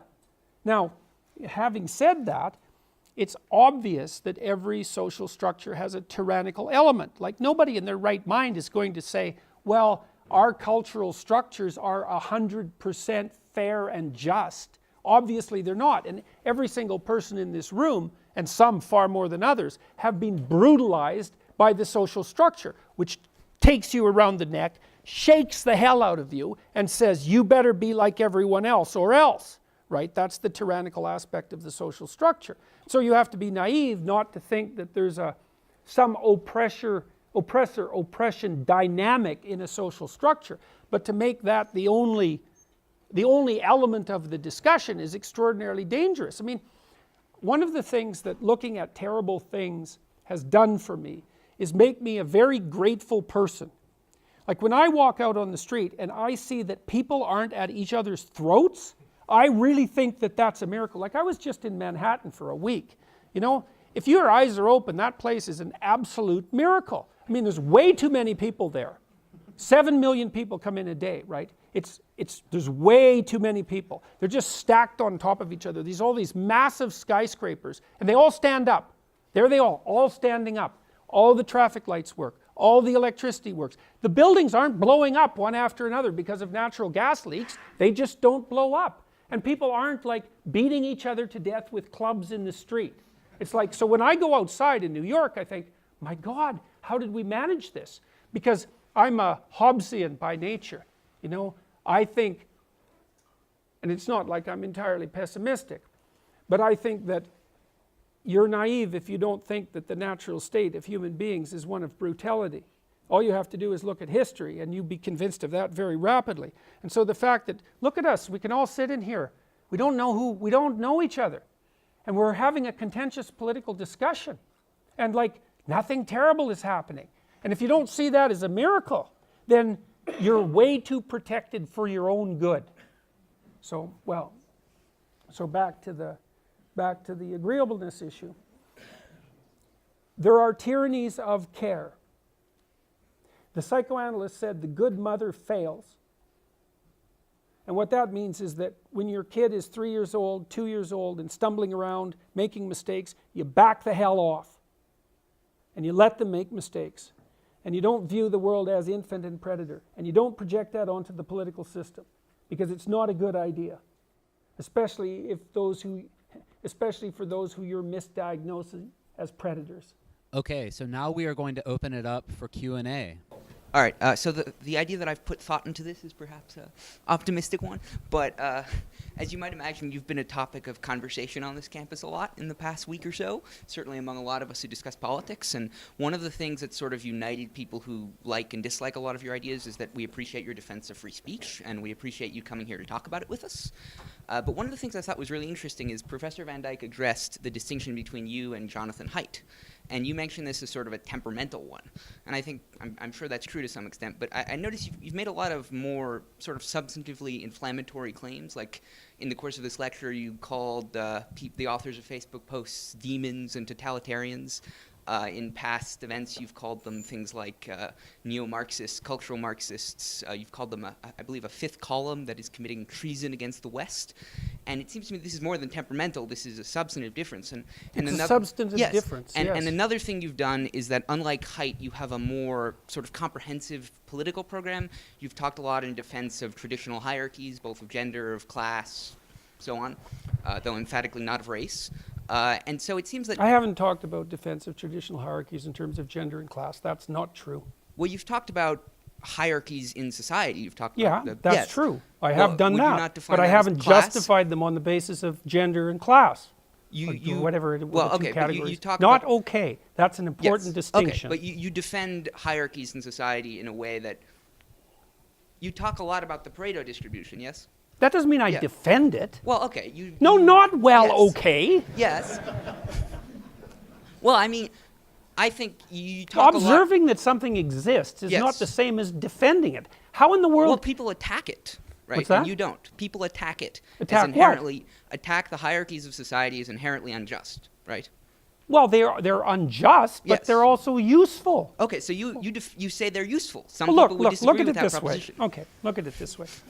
You obviously think that it's worthwhile to stand up and ask a question. Yes. So you think that standing up and asking a question is better than not standing up and asking a question. Yes. Okay, that's a hierarchy of values. Yes. Okay, without the hierarchy of values, you couldn't act. Of course. No, not of course. Well, wait. It's partly why I'm defending the hierarchy. Without a hierarchy, there's no impetus to act. Hierarchy, right? What's that? There is a hierarchy in society, right? No, there's multiple hierarchies in society. Okay, there are multiple hierarchies in society, right? Yes. And you say that they are based in, you invoke the lobster, right? That they are based in nature. Yes? I said that they were inevitable. Yes, that they were inevitable. Some people disagree with that. That doesn't mean that they're good. But my point is that, this is generally relevant to it, you have a broader point than free speech. This is one of the things you talk about, yes? Yes. Okay. Whereas I think there are some other activists who focus on more exclusively I'm not on an free activist. Speech. There's some other individuals who engage in public political speech. Okay. Yeah. Who focus more exclusively on free speech, whereas you have other goals in mind. But one of the things that your more inflammatory language, and it's fair, it's a substantive disagreement, has done, I think, is it's politicized this free speech to an extent that someone like Haidt hasn't. I've noticed that when someone hears the term free speech now, they associate it with a specific set of thinkers, often as viewed as on the extreme right. And I think arguably that's the problem of all factions in society, because free speech should be a universal value. Polls certainly suggest that it's coming under increasing threat from both sides. But I suppose the heart of my question, in addition to, of course, these other observations, is that do you believe free speech is your primary end, or do you believe these other points you're making are important? Because I've heard you a bunch of times defend free speech sort of contextually, like you've complained about some of the laws in Canada that you dislike, that they institutionalize false facts into the law. But it seems to me that an absolutist defense of free speech makes no preference as to true or false. The point is that something, you are being forced to say something. It would be as bad as if you were forced to say something that is true, because the point of free speech is that you can say whatever you want, right? No, And the point of free speech is so that you can think your way through Yes. life without running like But headlong being into a told brick to wall. think position A versus position B is just as bad, right? Even if one is true and the other is not. Okay, well, there was a bunch of questions. Yes. Good job, by the way. Well, actually, wait, can I just ask one additional addendum? Which is, I think the politicization of free speech is by far the biggest threat to free speech, because this has always No, been... the radical leftists are the biggest threat well, to free okay, speech. so this is a disagreement. But I get your As point. the professor alluded to in previous questions, the substantive threats to free speech in much of the world, in Europe certainly, I think in the United States as well, from the government have come from the radical right. And I think it's fair to say that on the specific narrow subset of certain departments on liberal arts colleges, it's fair to say a threat comes from the left, though its scope is in dispute. But my question is, do you think that the way you talk about free speech, the way you link it to specific issues, the way you use inflammatory language, and the way you seem to make it, you seem to defend a specific set of free speech. There are certainly plenty of instances of free speech attacked on the other side that you don't mention as much. Do you think you risk politicizing this? Because it seems to me Yes. that... Okay, and It's a do you risk. not think that's a far greater threat? Because, for example, the No. NRA... Well, sorry, the NRA is a group in the United States that defends guns rights, right? Okay, hold it. Hold Yes. it. We need a question. Yes. Okay. I mean, My like I question is said, you're doing fine, you but think- it's just too Yes. much. Like, I can't keep it Do straight. you think that your behavior risks politicizing it, and do you think that politicization is justified? I think my behavior risks politicizing it, yes. I would rather it not be politicized. And I'm doing what I can to manage that risk. However, it's become political in my country because the government implemented compelled speech legislation. So I wasn't complaining about that before it became political. Now, and there is a time, even when you're detached in some sense from the political realm, that you can't be detached anymore. Well, I'm not happy with the fact that this has become politicized. You could say that I haven't done a stellar job in ensuring in every possible manner that this has remained neutrally apolitical. Probably true, you know, but I'm not particularly unhappy with the way things have gone so far. So, and I'm not happy with the radical left. And so, if they're irritated at me, so much the better, as far as I'm concerned. So, have I conducted myself perfectly? It's like, undoubtedly no. So, I've got more than my fair share of faults, and a temper is one of them. But I'm muddling through. All right, I'm almost a little hesitant to ask a question now.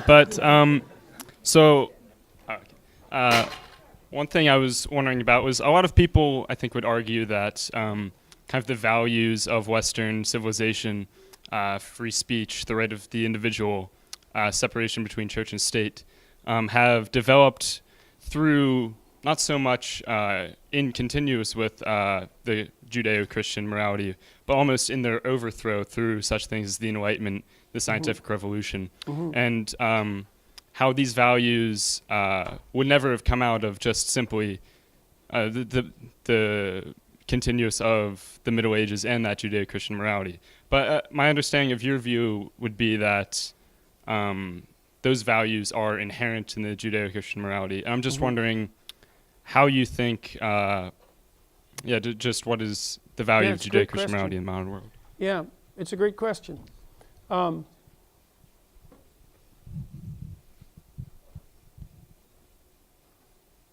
They're not rational values. They're deeper than rational values. I mean, it was a surprise to me, going back into the past, let's say, to see how deep these values were. But I would say that not only are they part of the Judeo-Christian story, let's say, but that they're grounded in phenomena that are even deeper than that. Like, there's been a fair bit of investigation into the emergence of fair play, let's say, among animals, rats, primates, wolves, and so forth. There's an ethos that emerges behaviorally and is then perhaps woven into narrative and then codified that seems to be isomorphic across these different levels. And I think it's been well articulated in the narrative sense in the Judeo-Christian corpus of stories, and that it's out of that that our legal systems and institutions of rights have emerged. People make the case that that was fundamentally an Enlightenment issue, and it was certainly the case that the rational clarity that came along with the Enlightenment increased the degree to which that was articulated and transformed into law, but I think to attribute it to that is a great mistake. I think the time span view is way too narrow. That's 500 years ago. I'm a biologically minded guy. It's like 500 years, that's nothing. 5,000 years, well, that's starting to register. 50,000 years, it's worthy of note. 6 million years, now you're getting somewhere. The ethic that we're discussing is way deeper than something conjured up in like 1500 by some northern Italians.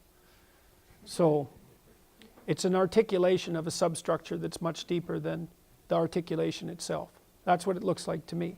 Now, I think there's room for intelligent debate about that. But I've looked at the Enlightenment thinkers and at the deeper, at people who I regard as deeper. And I think the deeper guys, Nietzsche, Dostoevsky, Jung in particular, Solzhenitsyn to some degree, they've got it right. So I don't think that our rights are an Enlightenment project. Their instantiation into codified law, that's more part and parcel of the Enlightenment. That would be particularly manifest in a place like the United States, so. Yeah, if I can just ask kind of a related question. You mentioned Nietzsche, and because from what I understand of your work, you seem to draw from him a lot, and again, you said you agree with him. So I guess... he thinks a lot of things. Yeah, so I guess I'm wondering where you think, because I imagine he went wrong in his interpretation of the Christian morality and how he believes that's kind of a pernicious slave-based morality. So what exactly do you think? Because you agree with a lot of other things. Well, he didn't really critique Christian morality. He critiqued Christian dogma and structures. That's not exactly the same thing. So you would agree with him then? Well, like I said, he's a complicated guy. But I think the slave morality idea, the idea that the oppressed are somehow virtuous, which I don't think is a central Christian idea, by the way. It was something that he criticized as part and parcel of what was constructed and concretized in institutional Christianity. And Nietzsche also, and this is a deeper critique, I think, Nietzsche really criticized institutional Christianity, particularly the Protestant and Catholic forms, I would say, for insufficient attention paid to the imitation of Christ and too much attention paid to the idea that the work of redemption had already been done, which is something that also divides the Orthodox Christian types from the Protestants and the Catholics, because the Orthodox types tend to tilt more towards the moral demand that you imitate Christ in your own life. And so Nietzsche's you can't sum him up very easily, and I found him extraordinarily useful in training me how to think. To say that you agree with him, I don't think that you can say with someone like Nietzsche that you agree with him, because Nietzsche had, this is one thing that Nietzsche said that I really got a kick out of, because it's the most arrogant statement I've ever heard anyone make. He said, I can write in a sentence what it takes other people a book to relate. And then he said, no, what other people can't even relate in a book. And that's exactly right. Like if you read Beyond Good and Evil, for example, which is mostly aphorisms, so because he was a very sick man and he couldn't write for long periods of time, so he would think for long periods of time and then write down a little bomb. And Beyond Good and Evil is just sequential pieces of dynamite. And he wasn't trying to be systematic precisely. And so that's why it's not so easy to agree or disagree with Nietzsche. But, you can sure let the bombs go off in your brain if you read what he has to say. And he was an interesting critic of Christianity because, you know, if you're all warped and bent and someone comes along and tells you how you're warped and bent in a manner that might enable you to straighten up, it's not obvious that you're their enemy, that they're your enemy. And I think that's the right way to read Nietzsche with regards to Christianity. So there was plenty of rot, and that was part of what was causing, let's say, the death of God. Now, it isn't obvious at all that Nietzsche was antithetically opposed to the founding ideas. In fact, there's many places where he writes that indicate quite the contrary. So, Thank you. Okay, so we're going to go to Alex and then Saeed. Yeah, so is going to distribute the microphones.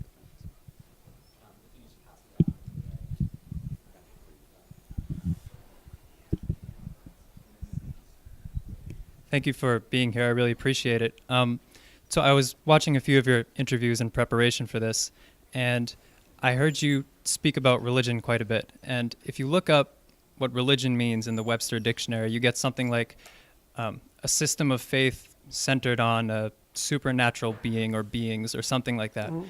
But I've heard you use religion to describe things like punk rockers, for example, that's a religious experience. So my first question would be, how do you define what is considered religious? And then sort of as a follow-up to that, if, say, Sam Harris... Religious is what you act out. What's that? Religious is what you act out. Anything you act out. Everything you act out is predicated on your implicit axioms. And the system of implicit axioms that you hold as primary is your religious belief system. It doesn't matter whether you're an atheist or not. That's just surface noise. So it has nothing to do with divinity or No, I didn't say supernatural that. beings? No. Or it doesn't necessarily have to do with those? No, it probably necessarily has to do with it too, but it doesn't necessarily have anything to do with your voluntarily articulated statements about whether or not you believe in something like a transcendent deity. So, I mean, what you act out is much more what you are than what you say about yourself. And what the hell do you know about what you believe anyways? You're complicated, man. It's a fair question. Well, seriously, people are complicated. You know, like we're not transparent to ourselves at all. That's why we have to go to university and study psychology. It's like, you know, we're not exactly black boxes, but we are the most complicated things there are, right? And we can't even program our VCR clocks. So it's like, how the hell can we propose to understand ourselves? And, you know, I'm existentially oriented, which is to say that I think that what you hold to be true is best determined as a consequence of an analysis of your actions rather than as a consequence of an analysis of what you purport to believe. Now, in order to act, you can't act without a hierarchy of value, which I tortured the other poor questioner about. You can't act without a hierarchy of values because you can't act unless you think one thing is better than another. Because why would you act otherwise? So that means that you're embedded within a hierarchy of values, whether you know it or not, or maybe multiple fragmentary and competing hierarchies of value, which is all the worse for you, by the way, because it just makes you very confused. That hierarchy of values has an axiomatic, it's based on axioms. And the probability that you understand them is very low, because generally people don't understand their axioms.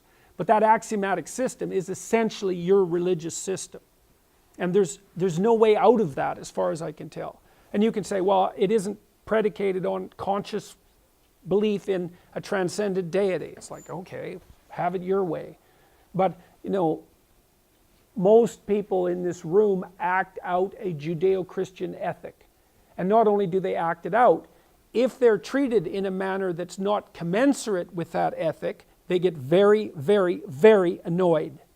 So, for example, if I fail to treat you as if you're an embodiment of a divine fragment, let's say, that's characterized by the ability to make free choice and to determine your own destiny in some sense, or if I fail to treat you as if you're a valued contributing member of the polity as a sovereign individual, then you'll find that very offensive and become angry. It's like, okay, then that's what you believe. Well, if I ask you if you believe any of that, well, that's a whole different story. You might give me some radical leftist nonsense.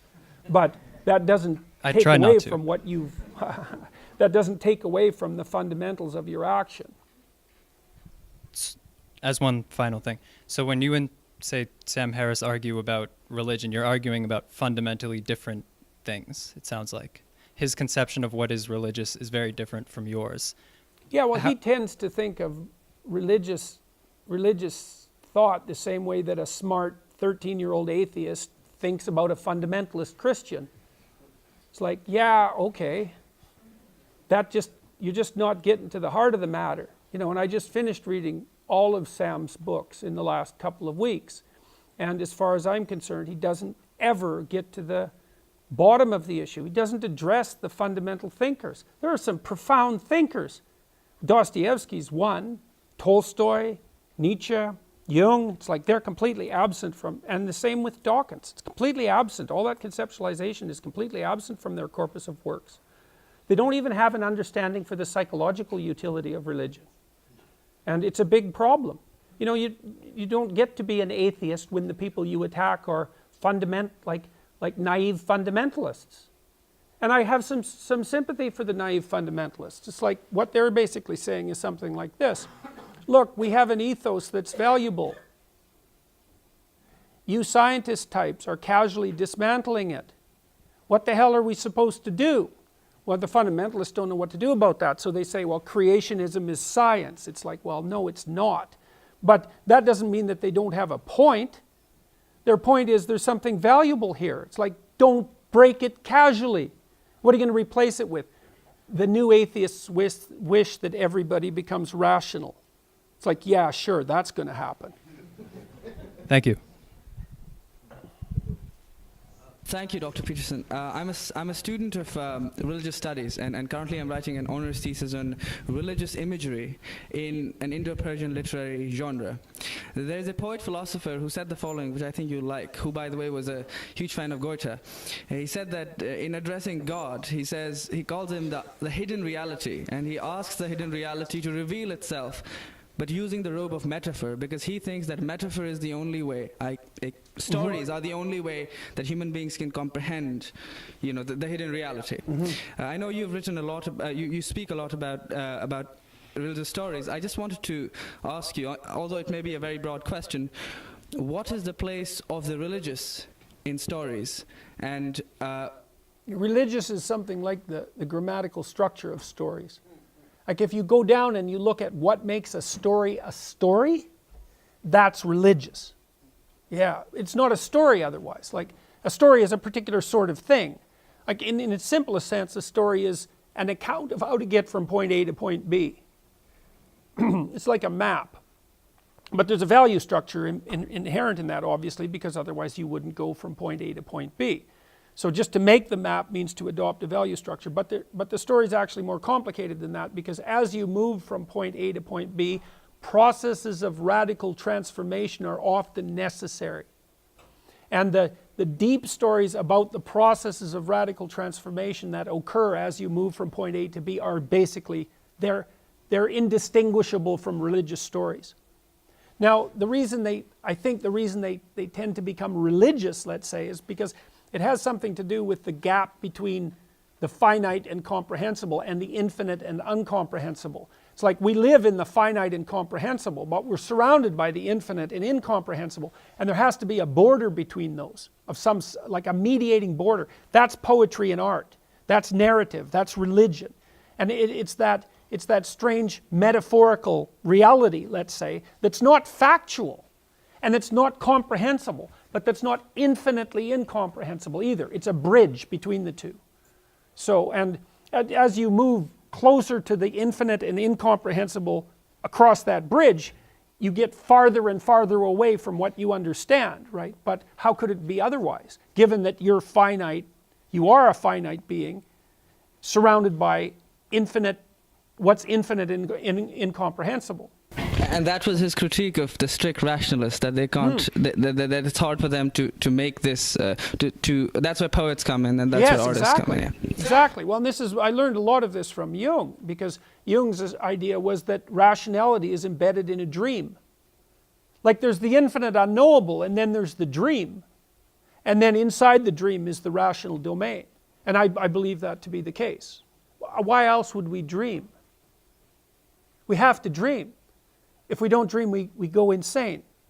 It doesn't take very long. And so there's an element of poetic conceptualization that grounds us. And it has to be taken seriously. You know, the rational critics of dreams think about them as random neural activity. It's like there's nothing... When you look at a TV screen that's not on a channel, that's random. When you dream something complex and sophisticated, that's not random.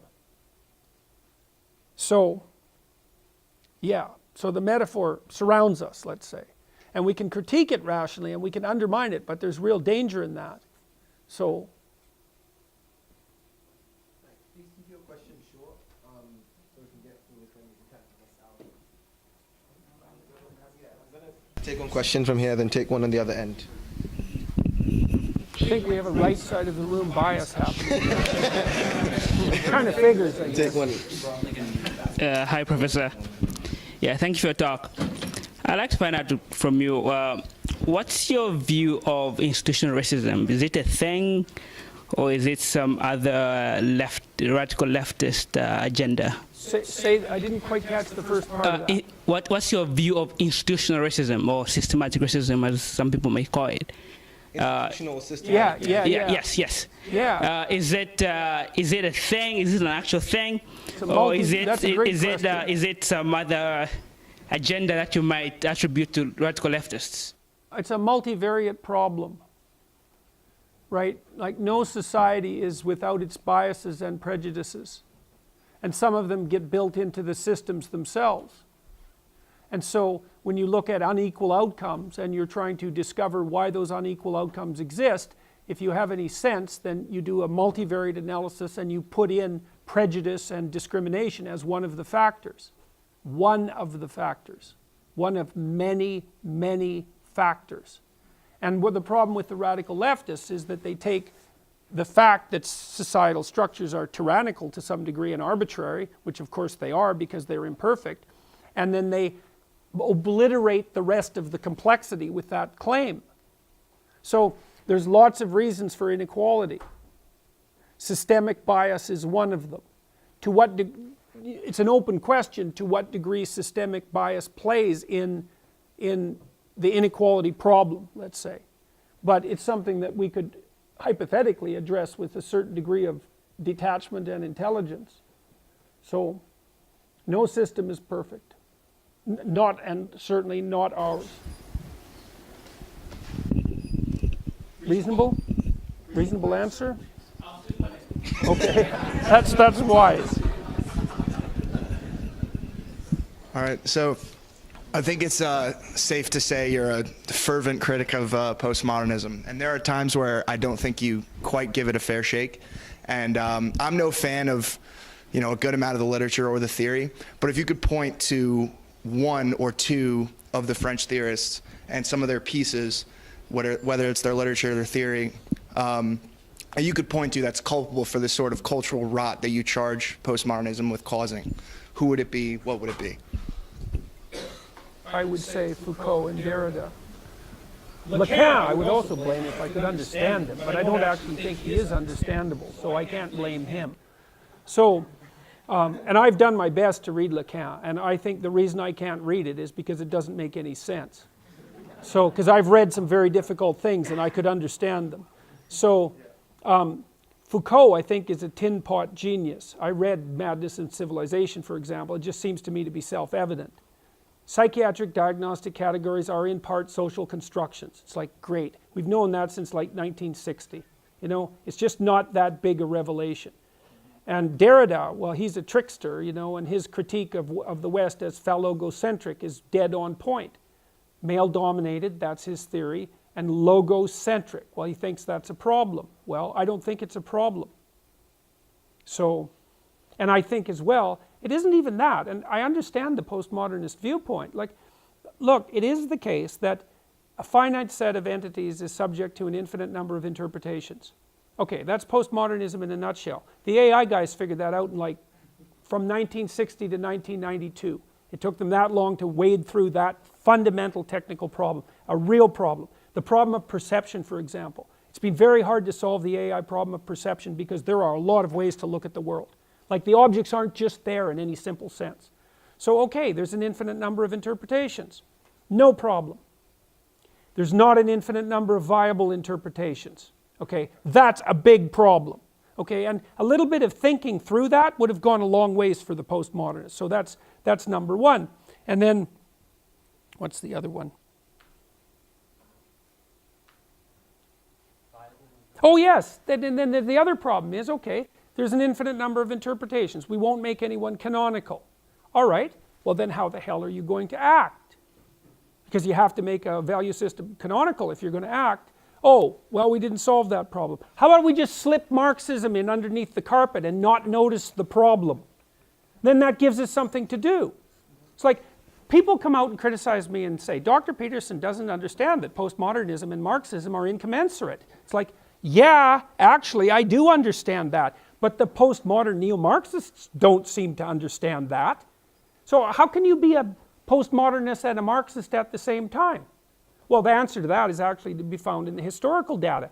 The postmodernist types, like Foucault and Derrida, were Marxists before they became postmodernists. And the postmodern overlay on the Marxism was, as far as I can tell, mostly a cover story for going about the same old murderous idiocy under a new guise. So, do you think it's possible that there are, I'm sorry? That there are lenses, like postmodern lenses that we can view culture from under that can at times be more powerful and useful than other lenses. Like, for example, Baudrillard, the idea of the simulacrum and the successive phases of the image. Joan Didion. Baudrillard could at least think. Yeah.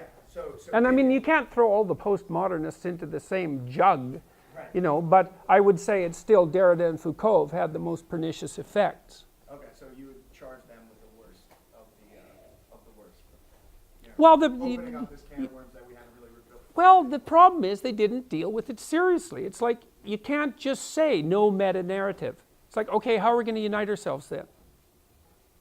We're going to use multiculturalism. Well, that's really worked to produce a peaceful world, hasn't it? So you need a uniting narrative. If we didn't have a uniting narrative, we wouldn't all be sitting peacefully in this room. It's the uniting narrative that governs our behavior in this room. And look, here we are, all peaceful. It's like they're not dealing with the fundamental issues. And to slip Marxism back in as a backdoor route to having something to do with your life is intellectually and morally reprehensible. Okay, thank you. Yep. Take one down here then. How are you, sir? My name's Steve. I just wanted to ask you about this experience that I had after watching one of your lectures that really profoundly impacted me, and I was wondering if you could kind of help me out with understanding this. After watching your lecture on Jung and just talking about his life, you started talking about the Lion King and kind of connecting what the intro scene was in the Lion King and the idea of archetypes. And when I started to understand what you were saying, I had this unbelievable feeling, like in my stomach and my whole body. There's just this smack, like this very intense feeling. It's a warning never to read Jung. Yeah, well, I have. I started with Ion, so that's maybe not a good idea. So no. Yeah. It was just this powerful feeling, and I got so emotional, and thinking up how to articulate this question to you a few minutes ago, I was just getting so emotional. It just seems like, it scared the hell out of me, that feeling. Mm-hmm. But it was also a really meaningful, so valuable, amazing feeling. And I thought, mm-hmm. It's kind of like what God is, or yeah, it was just so. And I usually get that feeling too of after listening to like a band like the Cro-Mags or Black mm-hmm. Flag or mm-hmm. Some mm-hmm. hardcore band, or that music is so important to me like that. And It's levels of wonder what reality that is. stacking on top of each other. And it just the question that just made me so emotional too is like, what could my life be? You know, and that was something that I just found myself asking myself. You know, just what, and I wonder if you could, you know, give me some extra stuff on that, what that really was. You know. Yeah, well, you gotta be very careful when you're doing something like reading Jung, because he'll reorganize your cognitive structures, and there's deaths and rebirths that go along with that. You know, what you're trying to do in part is to, in a sense, you're trying to bring what you do and how you imagine yourself and how you articulate yourself into alignment. So those three things are the same. It's very hard because there's more to you in your action than there is in your articulation, and there's more to you in your action than there is in your imagination. And so partly what you're experiencing is an expanded sense of self and possibility. And you might think, well, that's a wonderful thing, but it's also a very daunting thing. And it can be a very dangerous thing. When I was dealing with all of this material, when I was writing my first book, I had to abandon a lot of the things that I was doing that were bad habits, because it was so stressful to move through these systems of ideas that I couldn't afford any additional mental energy being wasted on things I was doing that weren't together. So. Hi, Dr. Peterson. So on February 13th, you got into a prolonged debate on Twitter with a quote bot, a Slavoj Žižek quote bot, and then again on March 9th. With a quote bot? Yeah, it was a quote bot. No, that wasn't very bright, was it? No, and then again on March 9th, actually, with Noam Chomsky quote bot. And so I want to ask you, as like the leading. Because I'm old and don't understand technology. Yeah. So how important do you think it is to like debate these intellectuals, and do you think that you won? Oh God, I always hesitate to claim victory. Like to escape without abject defeat is a pretty good ambition. So, and plus I think it's rather improbable that I would win a debate with a quote bot. So some people thought it was pretty close. Yeah. Twitter is a weird platform.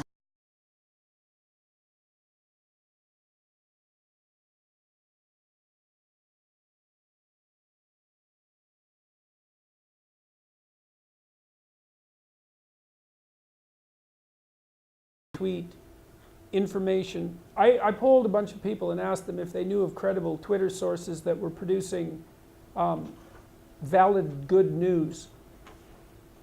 And I found a bunch of sites that were doing that and then winnowed them down. I really like humanprogress.org, which has done a lovely job of detailing. Well, they had a great tweet the other day I really loved. It was a mock-up of a New York Times cover. And it said 127,000 people lifted out of abject poverty today, you know, in like large type. And then the tweet was, we could have run this every single day for the last 20 years. It's like, you know, because some of you know, but perhaps some of you don't, that between the year 2000 and 2012, and this hasn't stopped yet, the number of people in abject poverty in the world fell by half. Right? It was the most rapid period of economic development ever in the history of the world. And there's lots of things like that happening. There's several 100,000 people a day being hooked to the power grid, which is a big deal. For those of you who have power might also appreciate that. Infant mortality has been plummeting. You know, we're going to plateau in terms of population at about 9 billion, and it's going to level off and decline pretty rapidly after that. People are getting access to fresh water in record numbers. Like, there's so many good things happening that it's not even funny, and that are a real cause for celebration. And so I've been trying to tilt what I've been distributing more in that direction. And I've also put a buffer between me and my use of Twitter, so because it does reward an impulsivity that isn't always, let's say my impulsivity, that isn't always in anyone's best interest. I made an agreement with my son because he's been watching, I have lots of people watching what I'm doing and trying to keep me under some degree of control, let's say. And his comment was that if it was serious enough to engage in Twitter combat about, it was serious enough to write a blog post about. And so I've kind of made this rule, which is I'm not going to comment on anything on Twitter in that sort of manner unless I feel that writing about it at some length is justifiable. And so I started doing that this week. I wrote 3 blog posts, and that seems to have gone pretty well. So I hope that answered your question. Yeah, thank you. Yep.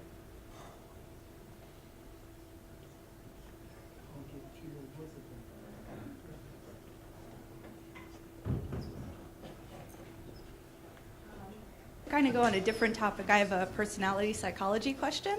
Okay. So when I did the Understand Myself quiz, I was very surprised to find out that I was on the bottom 2 percentile for conscientiousness, which I Are thought you was... high in openness? Yes. You're an entrepreneurial type. You're going to need to partner with someone who's disciplined. Well, that's exactly. See, there seems to be a real tension between openness and especially orderliness. You know, because open people, well, they think laterally and they blow boxes apart, and they tend to make a mess when they're transforming things, and they're all over the place. And they have to be, because otherwise they wouldn't be open. But it's hard to do that and also be orderly and conscientious. And so, and corporations suffer from this tension all the time, right? Because they're started by open people, but when they get going and get algorithmized, they're run by conscientious people. But then the conscientious people can only go down one track, and if the environment transforms, the whole company disappears. So I would say, you take a look at the conscientiousness score. You see if you can figure out how to discipline yourself a bit more, and see if you can figure out how to schedule your time. Not like a prison, but like a structured set of opportunities. And then you understand that in order to be successful in life, likely in the medium to long run, you're going to have to find someone, could be someone close to you, or it could be business partners or whatever, that fill in that missing conscientiousness gap. Mm-hmm. So, yeah, I guess the part B was my boyfriend, we've been together for a very long time and we're not that old, is also very high in neuroticism, and I feel that's where like our conflict comes. And as far as long term, what are some things that, you know, lowly conscientious and highly neurotic...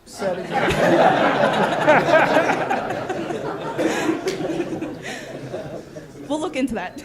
Yeah, well, I mean, the simple, I can only, high levels of neuroticism are problematic in a relationship. It's probably why 75% of divorces are initiated by women, because women are higher in neuroticism than men. And I think the reason for that is that they have to be more sensitive to infant distress, and so that makes them more sensitive to distress in general. Now, I don't know that for sure. It's a supposition. But high levels of neuroticism do tend to make a relationship volatile and to put a fair bit of negative emotion into it. Now the question is what the source of the high level of neuroticism is. It might be purely temperamental, but it also might be indicative of an underlying anxiety disorder or depression or a physiological problem, because they can manifest themselves in high levels of negative emotion. And so there's always the possibility of doing something about that. What I usually tell my clients who are high in neuroticism is 2 simple things. Number 1, get up at the same time in the morning, okay, because that helps stabilize your circadian rhythms. Number 2, eat a large meal before you stress yourself in the morning, and mostly protein and fat based, because if you're high in neuroticism and you stress yourself before you eat, you dysregulate your emotional reaction systems essentially, and you can't re-regulate them till you sleep again. So other than that, goodwill and understanding is about what you've got. Yeah. How you doing tonight, Dr. Peterson? Not too bad. Pretty good questions so good. far. A little on the brutal side, I might say, but I'm incredibly nervous to talk in front of you, because you've got to be one of the most formidable people that I've ever heard of or ever listened to or ever seen. So my question is, again, you're one of the best communicators that I've ever listened to. If I could be half as good at you, or at communicating as you are, I would be set. How can I teach myself to do that? Practice. You know, really, like, well, there's a couple of things. It helps to read a lot. It really helps to write. So if you want to make yourself articulate, which is a very good idea, then not only should you read, but you should write down what you think. And if you can do that a little bit every day, 15 minutes, maybe you could steal 15 minutes and do it every day.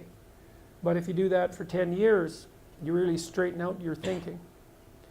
If you're going to speak effectively, you have to know way more than you're talking about, you know. So this is often difficult for beginning lecturers at university because they'll do a lecture on a topic, but they only know as much as they're saying in the lecture. And they get kind of stuck to their notes because of it. But you want to know 10 times as much as you are saying in the lecture, and then you can specify a stepping path through it and elaborate with the other things that you know. But to do that, you have to do a lot of reading. But you also have to do a lot of reading because that's where the synthesizing comes. So that's on the input side. And then on the output side, well, there's some techniques, let's say, is like if you're speaking in front of a group, you are not delivering a talk to a group. That's not what you're doing. The talk isn't a packaged thing that you present to a group. There isn't a group. There's a bunch of individuals, and you talk to them. So when I talk to a group, I always talk to people one at a time. And that makes it easier too, because you know how to talk to a person. It's like, can you talk to 1,000 people? Well, probably not, because it's too intimidating. But there isn't 1,000 people there. There's 1,000 individuals. And so you just look at an individual and you say something, and you can tell if they're engaged. They look confused, or they look interested, or they look angry, or they look bored, or maybe they're asleep, in which case you look at someone else. And they give you feedback about how you're doing. And so one thing is to have something to say, yeah, but the next thing is pay attention to who you're talking to. Because unless you're very badly socialized, and that seems unlikely in your case because, you know, you present yourself at least moderately well, you know.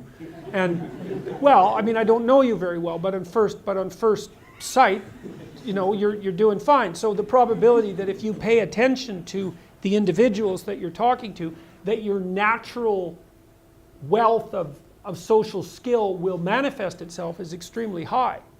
And so you don't deliver a talk to an audience.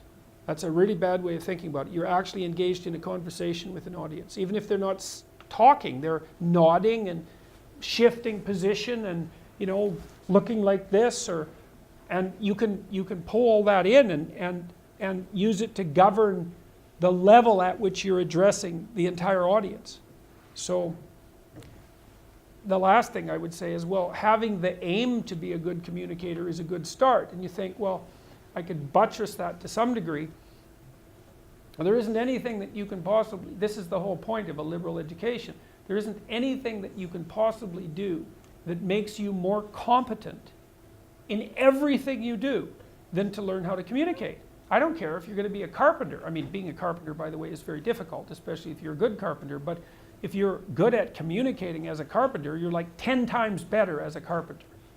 So, and this is something that the liberal arts colleges, I think, I don't know if they've forgotten it, but they don't do a very good job of marketing. It's like, well, what's the use of a bachelor's degree, a Bachelor of Arts? It's like, well, you can think, you can write, you can speak, you've read something. It's like the economic value of that is incalculable. The people that I've watched in my life who've been spectacularly successful they have skills. Clearly, that's a minimum precondition. But they're also very, very good at articulating themselves. And so whenever they negotiate, they're successful. Well, that's kind of like the definition of success in life, right? You negotiate and it doesn't mean you win. Because if you're a good negotiator, if you're a really good negotiator, everybody walks away from the negotiation thrilled. And so then people line up to do things with you. So, and that's all dependent on your ability to communicate. So practice. Thank you very much.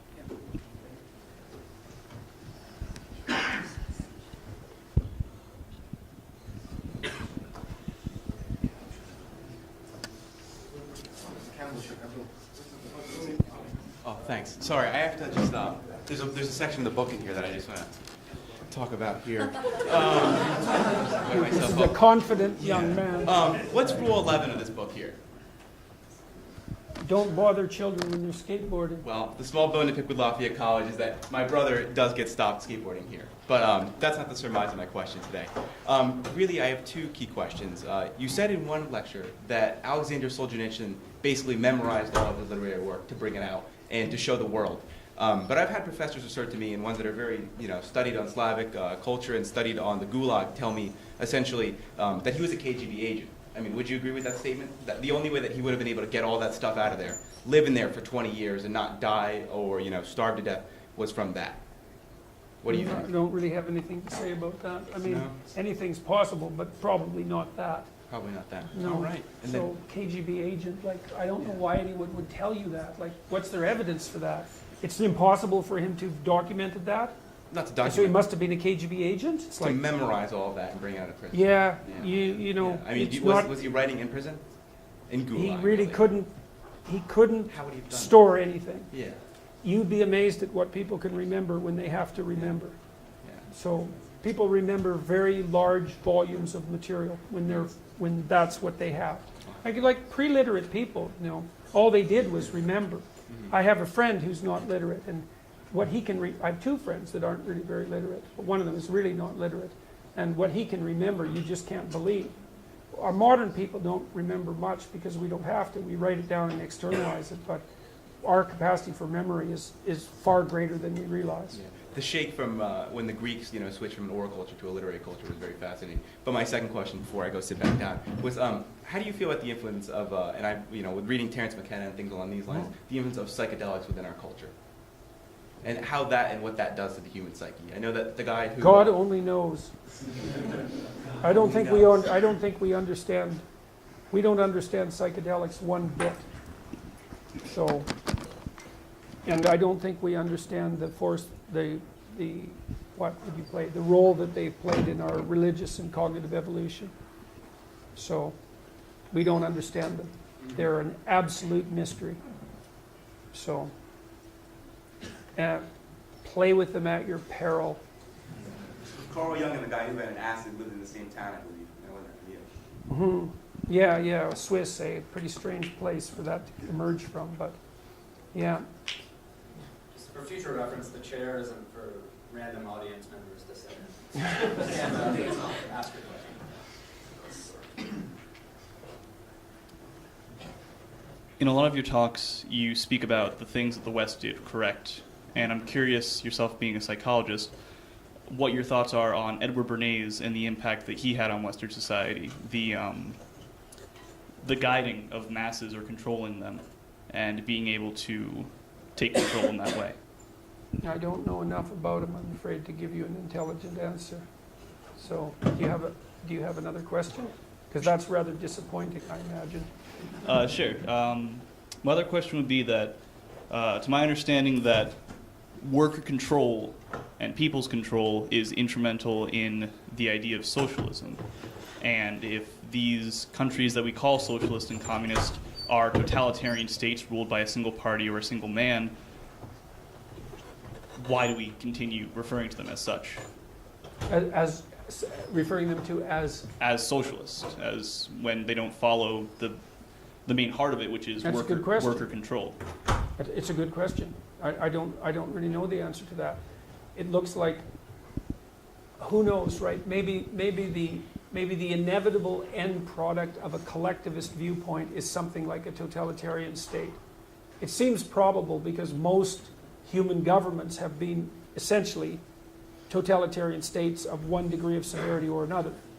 So the tribal tendency might manifest itself in a rigid hierarchy, but it is a perverse fact, right? And you'd think that it's one of the mysteries about the continual apologetics for the radical left. It's like, well, didn't China just announce that its president is now president for life?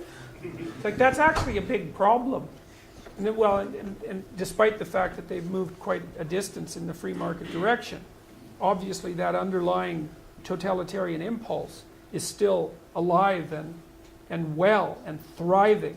I mean, and what the Chinese are doing with electronic surveillance should make everyone's hair stand on end. So, yeah. Thank you.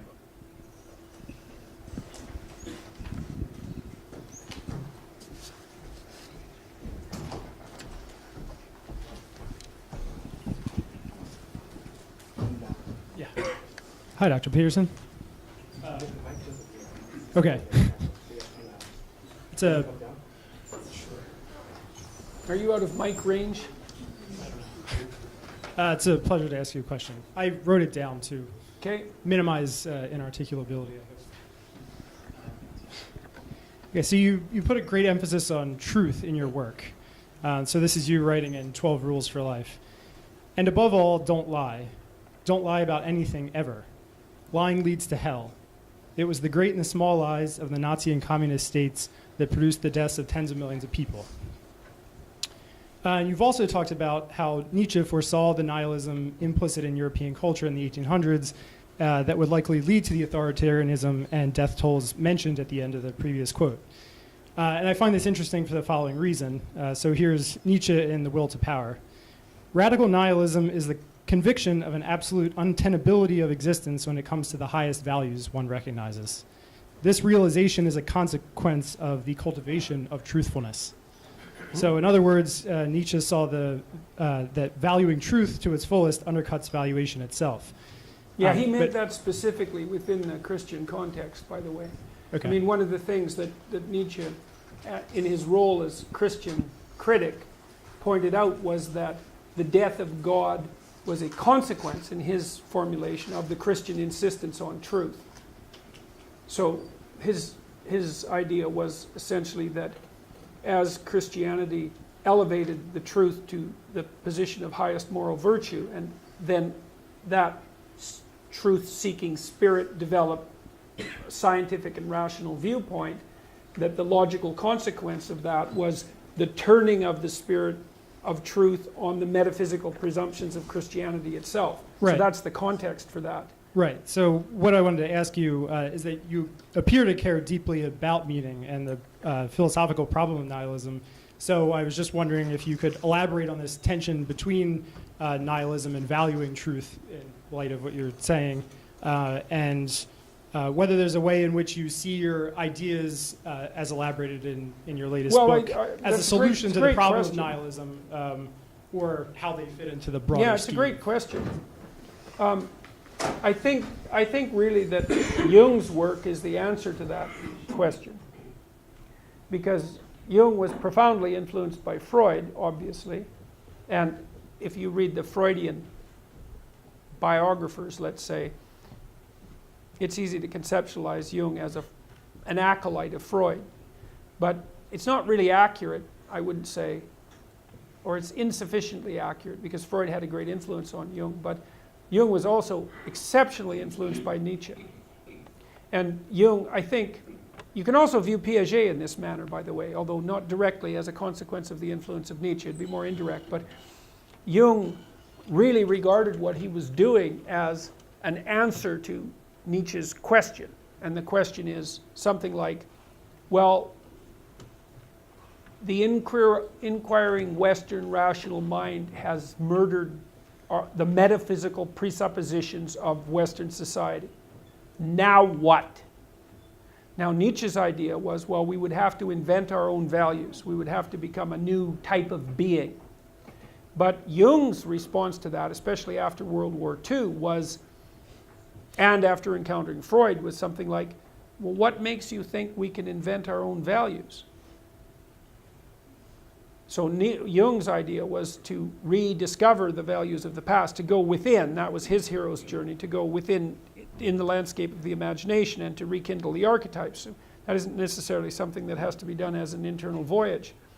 But that made the process something that was more akin to an archetypal transformation. So if it's the father that's dead, then you go into the belly of the beast to revitalize the father. That's the pathway forward.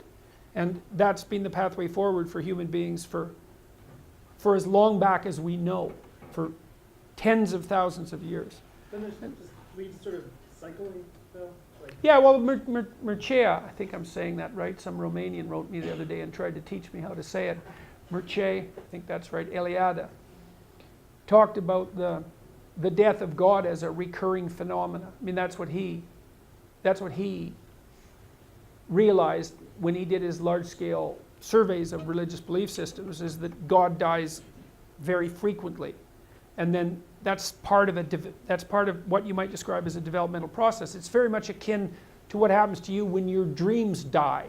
You know, you put forward a hypothesis about a mode of being that you would like to embody. You have a dream, a vision, an ambition, maybe a love affair, something like that, and it collapses on you. Well, there's a period of death that follows that. You could call it psychological death. But then there's a reconstruction of the value system and a rebirth, and that's the eternal human story. It really is.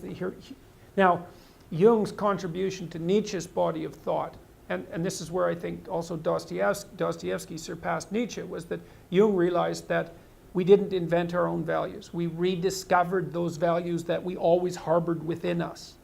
Now, that doesn't mean that they still have to be given new form, though. You see this in an old story of the Egyptian. There's an old story of Horus and Osiris, and Horus goes to rescue his father Osiris, who's basically living like a dead ghost in the underworld. He goes to rescue him after defeating his evil uncle. He goes to rescue his dead father. And when he goes down into the underworld, he has an eye in his hand that Seth, the evil one, tore from his head during their combat. And instead of putting the eye back in his head, he gives it to his father. And then his father can see again, and then they both go back up to the surface of the world, and it's their union that constitutes the spirit of the pharaoh.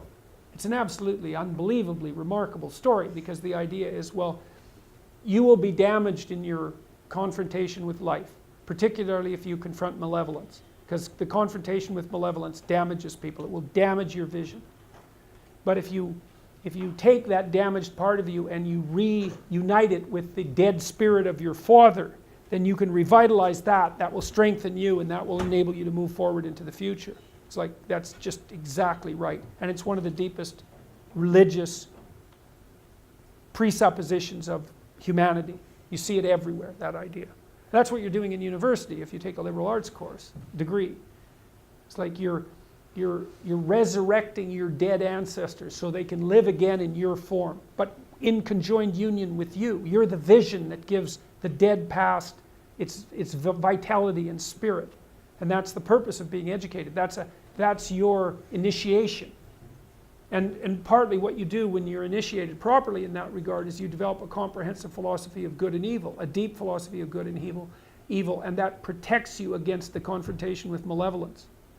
And I know that not least because one of the things that's happened to me as a consequence of putting all these lectures online is that I've had many military people write me and come and talk to me who had post-traumatic stress disorder.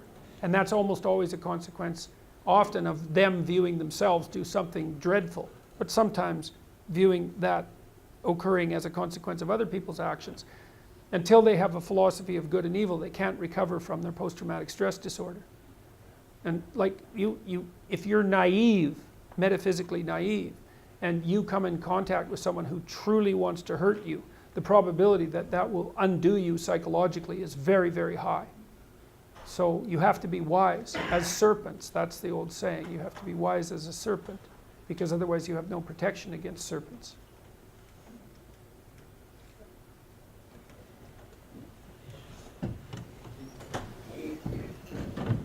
Maybe we'll do two more, because I'm starting to get fuzzy-minded, and I've learned to quit at that point, mostly. So we talked a bit before you started. Don't know exactly how to phrase this, and I think that this will be, I do want to acknowledge that all of this Q&A has been amazing, because it's basically been a lecture mixed with reality, and that's a good combination. Yeah, it's a good combination. We've all learned something from this, and I don't think many speakers I go to actually know how to combine that the way you did. So thank you for that. But I guess this question is a bit of a departure from that, and it's sort of going to something more of something I don't think everyone can relate to, because it's in your book you say don't lie, and I think that after living 21 short years I learned that the hard way. But you in your life and me in my life, I feel like we both had a moment where we've had to confront a self-alienating instance of nature where there is no path forward that we really have at our disposal. And there was a point where an unnatural amount of growth had to come out of us. So I just wanted to know where you drew that line at your own ability to develop as a person to where you didn't become tunnel visioned with trying to face life's problems on your own. Okay, well, we had talked just before this second part of this Q&A about my daughter's illness and about this gentleman's had illness in his family too, so that's kind of the background to this. Well, the first part of that is like, if we were going to be pessimistically realistic about all this, I would say that your best bet is truth. But that doesn't necessarily mean that's always going to do the trick, right? I mean, sometimes you go fight a dragon and it eats you. And if you being eaten wasn't a real possibility, it wouldn't be a real fight. And so you see people, like I've seen people in my clinical practice sometimes. I had one client in particular who was undergoing a particularly vicious divorce with someone who was really seriously inclined to take him out and would do pretty much everything at her disposal to do so. And I strategized with him for about 3 years. And we did everything, and hyper carefully. He was a very conscientious and diligent person, and he put into practice everything that we discussed and strategized, and he still pretty much, he got backed into a corner so hard that I didn't know how to help him anymore. So I would say, however, that he was a very truthful person throughout that, and one thing he did do was, part of it was a custody battle, and he did manage, despite his decline, in consequence of being repeatedly cornered, I would say, he did manage to establish what I think was a lasting relationship with his kids. So he might have got enough out of what he did to justify it, even though the whole landscape was pretty awful.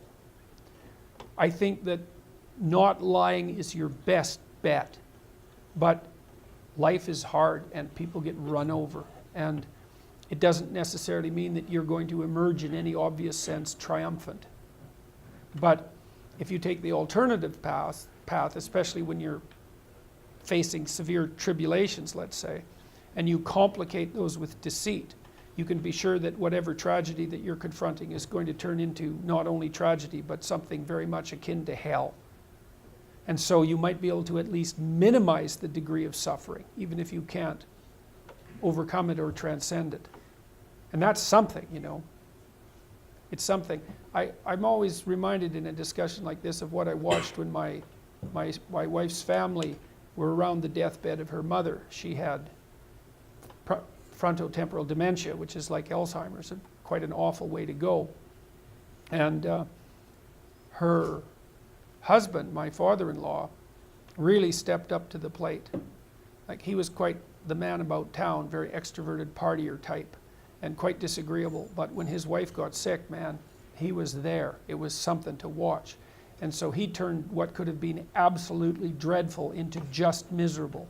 And then when their entire family was gathered around her deathbed, like my wife and her sister had both dealt with dying people before, and the other sister was a pharmacist, and they were attentive to their mother, and there was no foolish catastrophes going on between the family, and they all pulled together.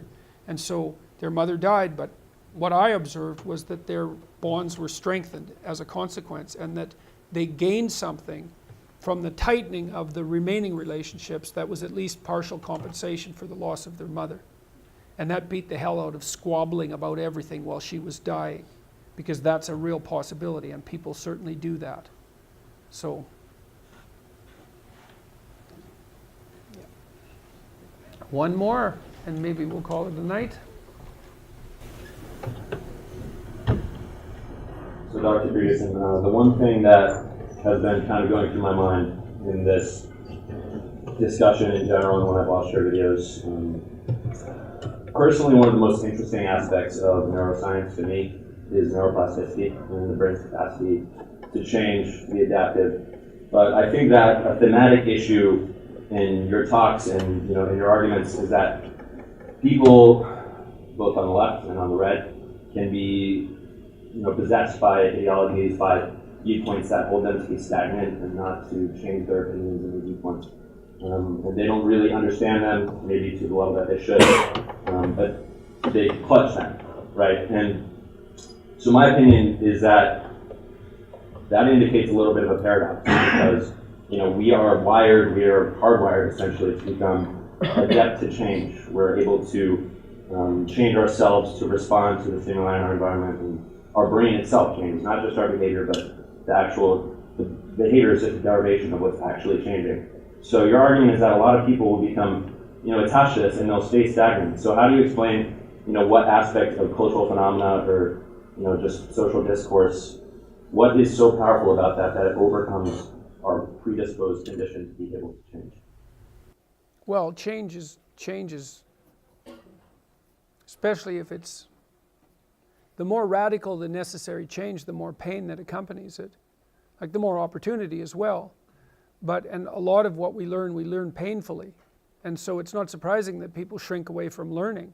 We learn in pain and anxiety very frequently. Everyone knows that. Like the things that you really learned in life, it's like, it was no joy, man. Like it took you out. And so the fact that people flee from that is hardly surprising. But it doesn't help, that's the thing. It just stores up the catastrophe for later.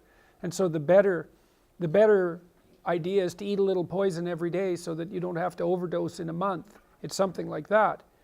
And it is the case that I think because you aren't forced to, first of all, you don't learn unless you're forced to learn. I know there's alternatives to that. There's the voluntary search for knowledge. And that's a fine thing, and that is an antidote to this. But apart from that, speaking more practically, you tend not to learn unless you're forced to learn. And what you tend to learn by force are difficult lessons. And so people are very prone to not seek that out. It's not surprising. But it's because they don't understand the consequences very well.